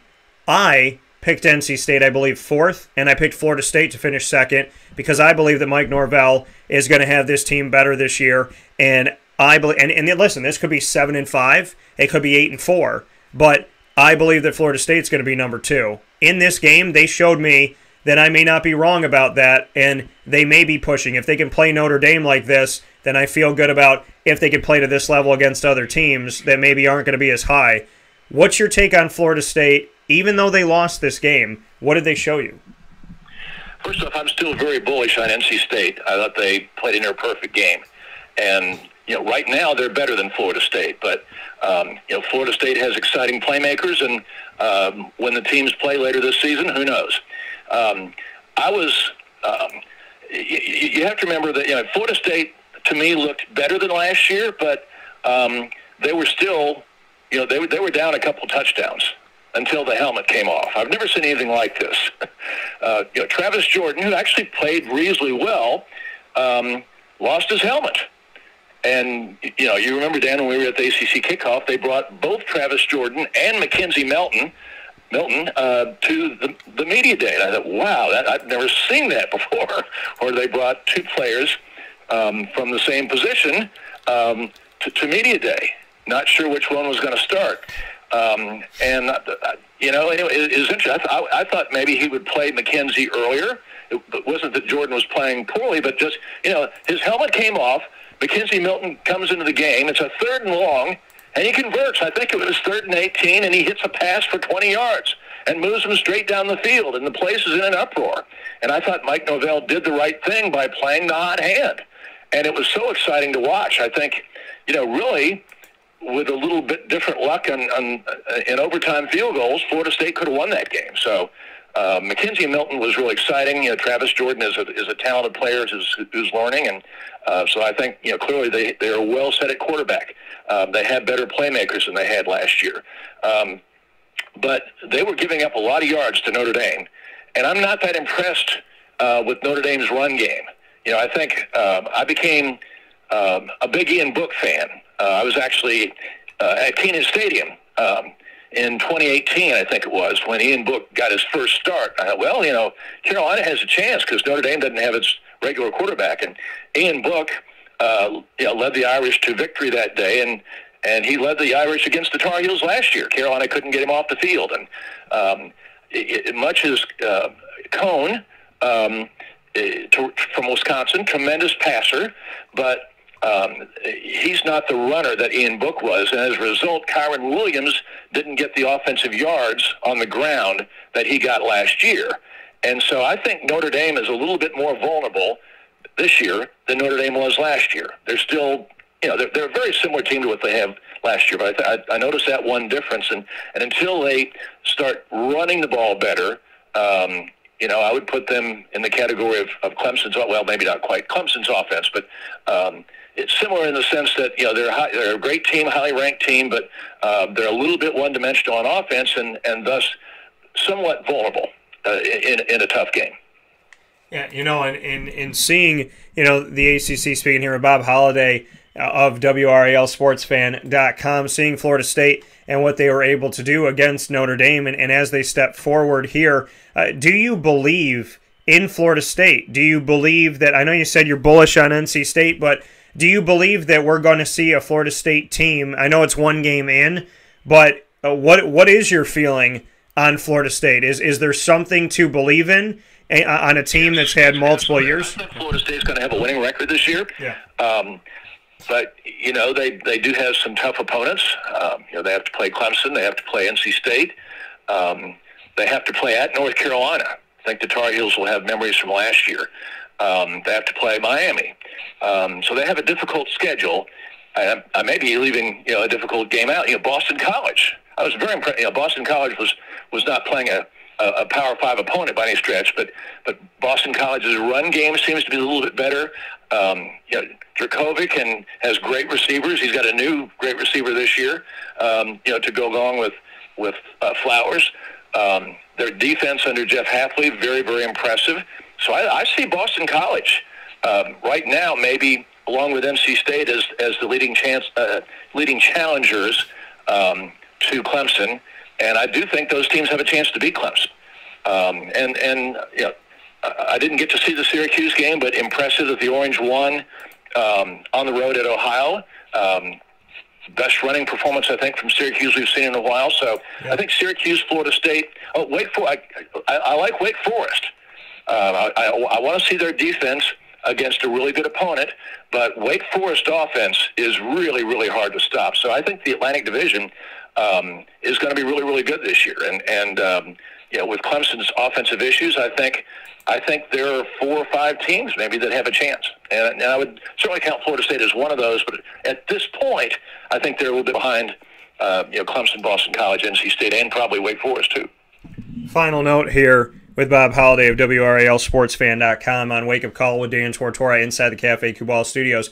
NC State faces South Florida. They win 45-0. What can you learn from a game that was all Wolfpack? We're going to learn a lot more this week at Mississippi State.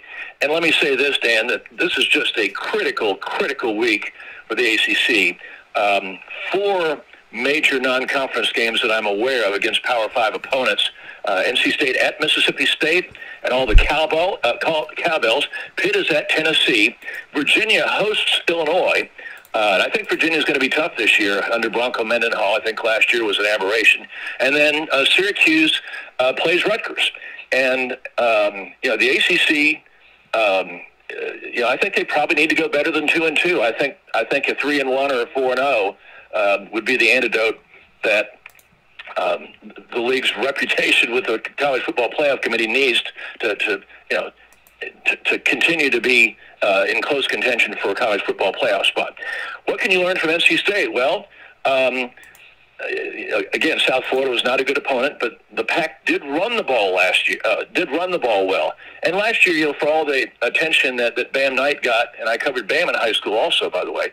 I really didn't think State's running game was consistent last year. It was pretty consistent this time around. And but let's see how it does against Mississippi State. Devin Leary is a proven talent in his ability to get the ball to his receivers accurately. The offense and NC State has probably as good and deep a receiving core as anybody in the league. And then NC State's defense, I would say, is even ahead of their offense. Best linebacking core in America. Much deeper. Talented secondary this year. Last year they were really plagued in the secondary by injuries and suspensions. Tanner Engel himself, their star strong safety, was ejected for targeting 3 times. And he was also injured. So that can't happen this year. I think the biggest question about NC State is their defensive front, and they look pretty good opening day. And so we'll see how they do. Much different test for them this week, going against the Mike Leach offense in Starkville. I watched the end of the Louisiana Tech game, and Louisiana Tech, who NC State also plays, is coached by former ECU coach Skip Holtz, who, of course, is the son of long time ago NC State coach Lou Holtz. Skippy Holtz had him beat, Dan. They're up a couple touchdowns, and but all of a sudden, the Mike Leach offense gets going. They take a lead, and Louisiana Tech still had time to come down and win the game. But I thought Skip Holtz got really conservative, played for the field goal, and they missed. So, but probably better for NC State that Mississippi State won. So now they're 1-0, and maybe a little happier than they might have been had they been defeated by a non-conference, non-Power 5 opponent. But the speed of the Mike Leach offense, the quick passes, the tempo, you saw it, I think, to a certain extent in the Ole Miss Louisville game where the offense got the tempo established, and even with Lane Kiffin out of the game because of COVID, Louisville, which has a pretty good defense, just wasn't able to stop. They couldn't adjust to the tempo, couldn't get stops. It was just big play, big play, big play. The Wolfpack defense is really talented.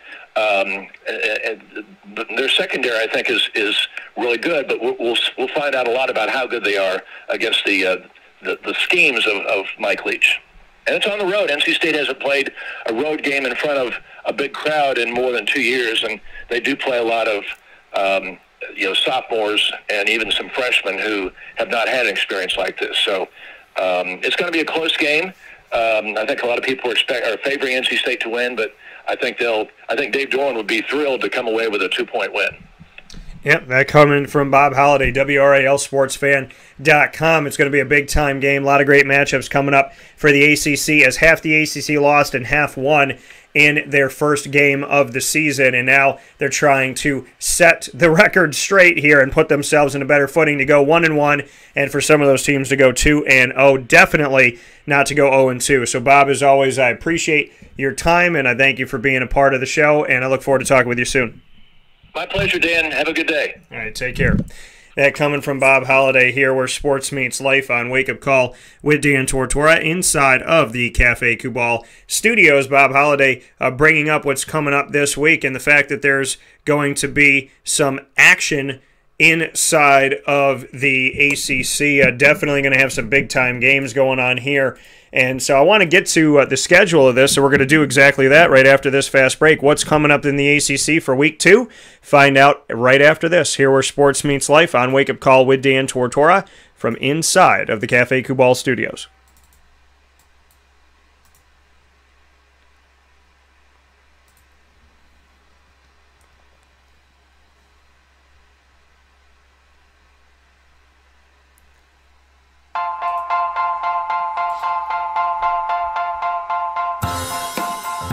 Cafe Kubal Mobile Cafe brings the cafe experience to you. We'll roll out to your neighborhood or office, ready to serve our locally crafted espresso bar to our loyal patrons. Inquire at cafekubal.com. Cafe Kubal, coffee for the soul.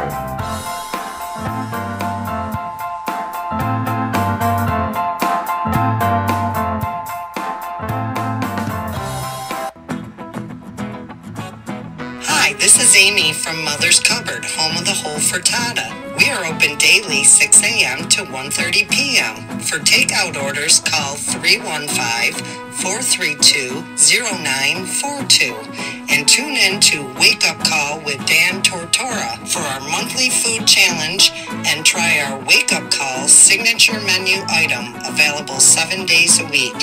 Here at Mother's Cupboard, we are Central New York, and it's our honor to serve you.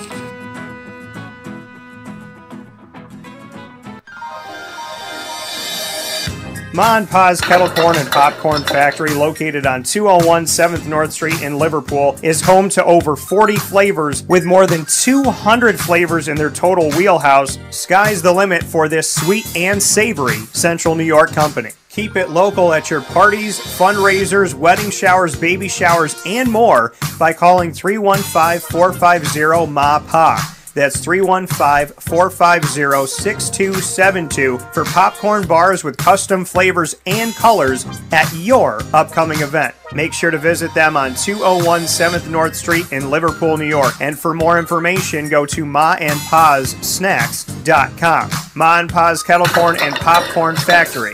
How corny are you?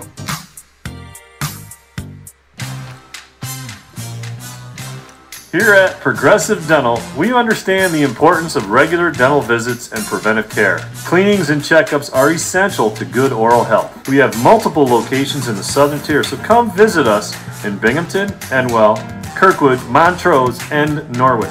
For self-pay non-insured patients, we offer the Smile Plan, which covers all of your cleanings, x-rays, and exams for an affordable yearly price. Call 607-754-2273 or 607-754-CARE to make an appointment today. For more information, visit our website at progressivedentalny.com.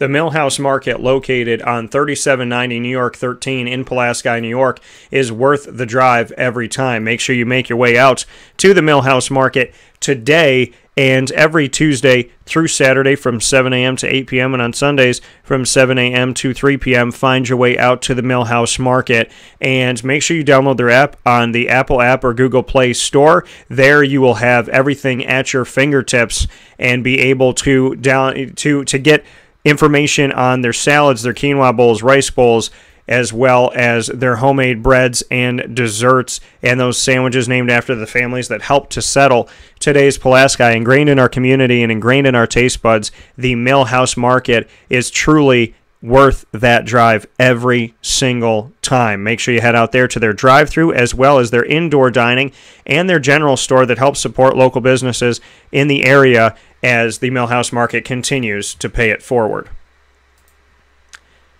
Avicoli's, located on the corner of Route 57 and Wetzel Road in Liverpool, New York, is our home for our exclusive Liverpool Warriors sit-down monthly broadcast with student athletes, coaches, and administration. Avicoli is your neighbor there right down the road from Liverpool High School, has been here for over 2 decades serving our community, and they're there for you today and every Tuesday through Sunday for lunch, dinner, and drinks. You can go to their pizza casual side, their fine dining side, as well as their bar and their outdoor dining. And, of course, you can call them for takeout, delivery, and catering at 315-622-5100. That's 315-622-5100 to get in touch with Avicoli's. And, of course, you can go to myavicolis.com. That's myavicollis.com. Canine Camp Dog Daycare and Canine Campground Dog Boarding here for you in our community as an extension of your furry-loving friend family. To help take care of your furry-loving friend, head off to Canine Camp Dog Daycare and Canine Campground Dog Boarding. Like I said, not just a place to drop off your dog, but an extension of your family and how they care and love and support and are just there for our dogs here in our community. So you can call the campground for dog boarding at 315-299-4013. That's 315-299-4013. And they are located in 242 Johnson Street in East Syracuse. And, of course, for the dog daycare, you can call 315-437-7110. That's 315-437-7110 to get in touch with them today, as they're right around the corner from the campground, and you will find them there at 228 Old Bridge Street in East Syracuse. Thank you to Canine Campground Dog Boarding and Canine Camp Dog Daycare for all you do to take care of our dogs, either for the day or for a week or whatever it may be. We thank you so much for being there for them. PB&J's Lunchbox, located on 663 Old Liverpool Road in Liverpool, New York, is minutes from Onondaga Lake Parkway, as well as the Thruway, the Highway, and Destiny USA. You know their food truck all throughout the community, and now when you're jonesing for that food, you want that grilled peanut butter and jelly sandwich and all of their favorites that they have, you can head over to PB&J's Lunchbox Street Side Cafe, located there for you conveniently at 663 Old Liverpool Road in Liverpool, New York, and open Monday through Saturday from 9 a.m. to 7 p.m. Victory Sports Medicine and Orthopedics, there for you on 791 West Genesee Street in Skaneateles, New York, is minutes from beautiful Skaneateles Lake. And there for any injury from head to toe, call them today at 315-685-7544. That's 315-685-7544 today, whether it be preventative care, rehab, as well as laser therapy, physical therapy, and, of course, surgery if need be. They will walk you through the process, care about you during the process, and help you to understand exactly what's going on. They truly know how to treat their patients with care, and that is something that you just, it's invaluable. It's something that I think you should drive anywhere for, no matter where you are. So 315-685-7544. Call for an appointment today to Victory Sports Medicine and Orthopedics, a place I have trusted for almost a decade now. And back here inside of the Cafe Kubal studios, here on Wake Up Call with Dan Tortora, where sports meets that thing called life. Taking a look at the ACC schedule this week. On Friday, September 10th, North Carolina A&T will be at Duke, as Bob Holliday brought up. Duke cannot afford to lose this game. Duke just lost to Charlotte, and I said that I believe I might have said they lost to Charlotte at home, and they were not. They were on the road. So let me correct myself if I did say that. But they are home for this game, North Carolina A&T, and that game will be at 8 p.m. Eastern Time on the ACC Network on Friday, September 10th. So make sure you lock into that. Duke fans can't afford to lose another game to start the season in non-conference, because then the best you'll be non-conference is 2-2, and then you got to play ACC. So, Duke definitely has to get the right footing. I like David Cutcliffe. I like, I like what he's done as a coach, what he's done for quarterbacks. I love talking to him, and, I like his insight. So I would love to see this Duke team find some more victories here and to get on the right side of things. So hopefully they'll correct themselves from the 31-28 loss to Charlotte and take care of business against another team inside of the state of North Carolina in a non-conference game against North Carolina A&T this Friday. And then on Saturday, September 11th, the rest of the ACC is in action.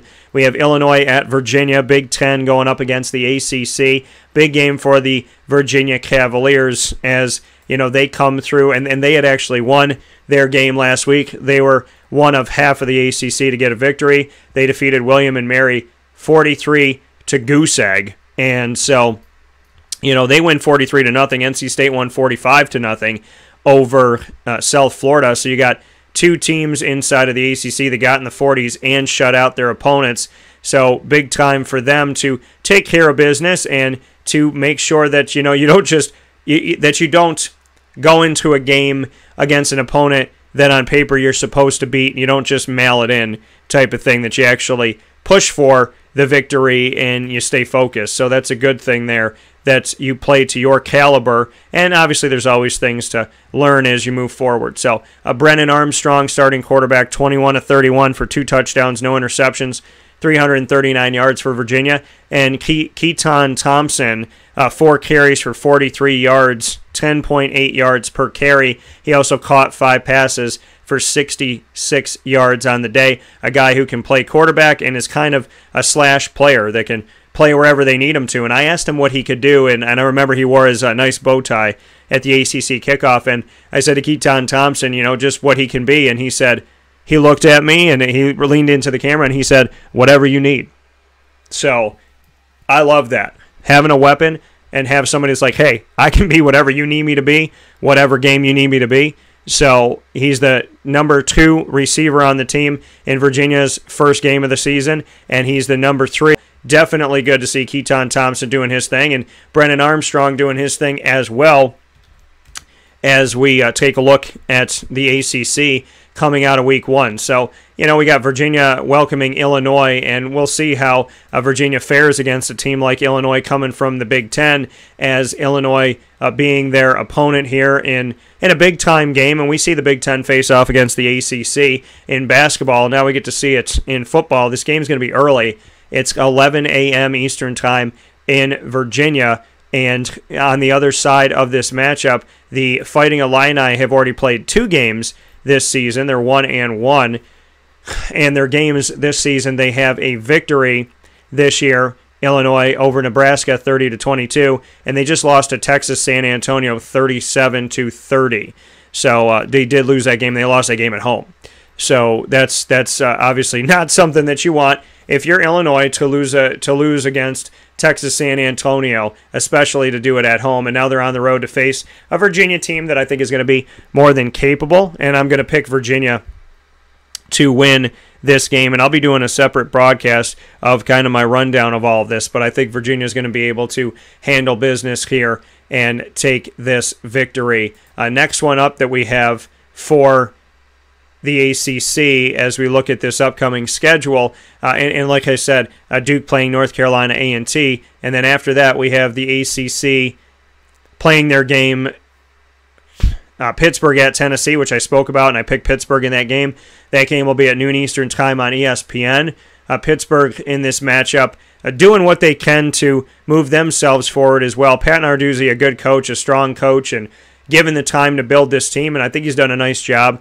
Kennesaw State will be at Georgia Tech. Georgia Tech just lost at home and in a non-conference matchup. Cannot afford to do that again. And then we have Norfolk State at Wake Forest. Wake Forest took care of business in a big-time way last week, so I'll look for them to handle this game. And then we have Virginia Tech, number 19 in the country, after defeating North Carolina in Blacksburg. They're back in Blacksburg again. And Middle Tennessee, and former Syracuse head coach, now defensive coordinator of Middle Tennessee, comes to town in Scott Schaefer. Syracuse will face off against Rutgers in their first home game of the season, and a resurrection of their old Big East rivalry at 2 p.m. Eastern Time. Then Boston College, who just put the smackdown on Colgate in their first game of the season. They have UMass now, an independent school that, as I said, I anticipate people schedule them to beat them. And so Boston College winning, I think, 51-0 against Colgate. We'll look to have a similar type of game in this one. Clemson will play South Carolina, but not the one you're thinking of. South Carolina State at home, and try to get to the right side of things as DJ Uiagalelei gets comfortable in the offense. Weird time for this game. 5 p.m. Eastern Time in Death Valley on the ACC network. Then we have Miami playing up against Appalachian State. Not a good game for Miami after losing to Alabama, because Miami, Appalachian State is, they're the giant killers. They love to beat teams. They're in the quote-unquote Power 5. So Miami's not going to get anything other than a test in week 2 after falling from number 14 to number 22 in the rankings after losing to Alabama. Mississippi State will face off against NC State. NC State will be on the road in this matchup against Mississippi State and Mike Leach, something that Bob Holliday spoke about. So that game will be on ESPN2 at 7 p.m. Great game to watch. Eastern Kentucky will be at Louisville. Louisville just lost to Ole Miss, which I expected to happen, and now Louisville will have a chance in the state of Kentucky to get a win non-conference-wise. But I don't know. I mean, the Scott Satterfield saga in Louisville, that, it came out that he was interested in the job and, for South Carolina, and that he put in for that and at least, had opened that doorway for that. It's just got a bad taste in the mouth, and I feel like he really needs to win, because if he doesn't, it's like, you're sitting in a place where you kind of were looking to leave only a couple seasons in, potentially. And granted, listen, coaches probably put the feelers out all the time, right? And Scott somebody picked up on it.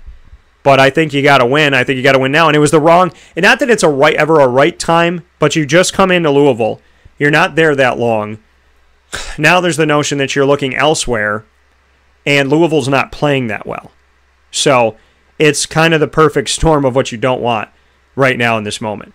And then North Carolina dropped the farthest in the rankings from number 10 in the country to number 24 after losing to Virginia Tech. They dropped 14 spots. They'll face off against Georgia State and try and get on the right side of things for themselves. ESPN 3 at 7:30 p.m. Eastern Time. And then Florida State is the last game of the week, 8 p.m. Eastern Time. Jacksonville State comes to Tallahassee. They did it last year, and they almost got Florida State last year. Jacksonville State did. So we'll see how this game goes. I would imagine Florida State playing the way they did against Notre Dame. If they do that against Jacksonville State, they should have little to no problem getting in the 40s and not allowing a lot of points. So going to be a great week for the ACC. I'll be doing a separate video with my ACC picks all together, and I'm excited to do that for you. So a lot of great stuff coming up on Wake Up Call with Dan Tortora. Some sneaky things up my sleeve. So make sure, if you're not already, become connect with us. Like the page on Facebook at Wake Up Call DT. Find us on Twitter and follow us there at Call DT, and on Instagram at Wake Up Call _DT. Would love to connect with you in that world so that we can really, truly, you can get all the information instantaneously as it happens. And, of course, on wakeupcalldt.com. Want to thank my guests, Papa Joe and Bob Holliday, for joining me today for some awesome college football talk, as well as Major League Baseball and the NFL. Tune in live to Wake Up Call with Dan Tortora every Monday through Friday from 9 a.m. to 11 a.m. Eastern Time. Watching on youtube.com /wakeupcalldt, facebook.com /wakeupcalldt, and on facebook.com /livenowdt, where it's being shared. And, of course, you can listen on mixlr.com /wakeupcalldt and on wakeupcalldt.com's homepage. So make sure you're connecting with us there every Monday through Friday from 9 a.m. to 11 a.m. Eastern Time. Then you can search Wake Up Call with Dan Tortora and get the archives on Stitcher, Spotify, MixLR, YouTube, iTunes, and Apple Podcasts, iHeartRadio, Podbean, and TuneIn by simply searching Wake Up Call with Dan Tortora on your favorite podcasting platforms, or by searching one word Wake Up Call DT.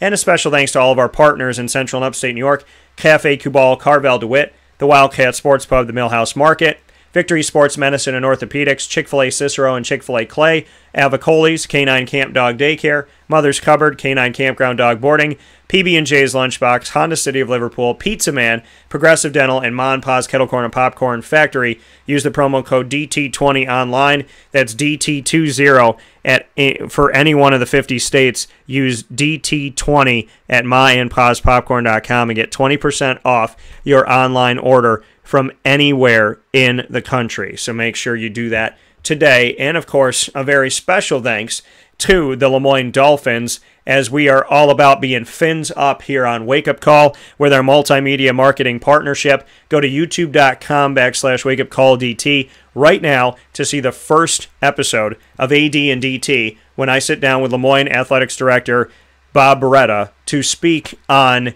who he is. Really, to answer the question, who is Bob Beretta, as he is the new athletics director at Lemoyne College. And so every other week throughout the year, every first and third Wednesday of every month, Bob Beretta and I will be speaking in our segment AD and DT. And this is our first one, our jump off, our inaugural episode, speaking on who he is and a little bit of background coming from Army West Point and just how he became an athletics director, why he decided to do it, why he wanted to work in the world of athletics and to be in this administrative role. So we talk about the background of who Bob Beretta truly is in this first edition of AD and DT. And coming up next week and every second and fourth Wednesday of the month at 9 a.m. Eastern Time, you will hear the Dolphin Dive and watch the Dolphin Dive. And we have a great guest coming up, and I'll be announcing that on Facebook, Twitter, and Instagram, so that's why you got to join us there. So a lot of great stuff coming up in the Dolphin Dive and AD and DT, switching off every other week with one another and making every Wednesday at 9 a.m. Dolphin time on Wake Up Call with Dan Tortora. So set that dial, Wednesdays at 9 a.m. Eastern Time, and it's going to be AD and DT every first and third Wednesday, and the Dolphin Dive every second and fourth Wednesday, making every single Wednesday at 9 a.m. Dolphin time on Wake Up Call. We look forward to having you there. So check out more at LeMoyneDolphins.com. With that being said, I hope you have a fantastic day. Stay safe and be well. From inside the Cafe Kubal studios, this is Wake Up Call with Dan Tortora. You are awesome, and fill your cup with some Cafe Kubal today, and make sure you got the right cup that you're filling up. I'll talk with you soon. God bless. No stress. Do your best.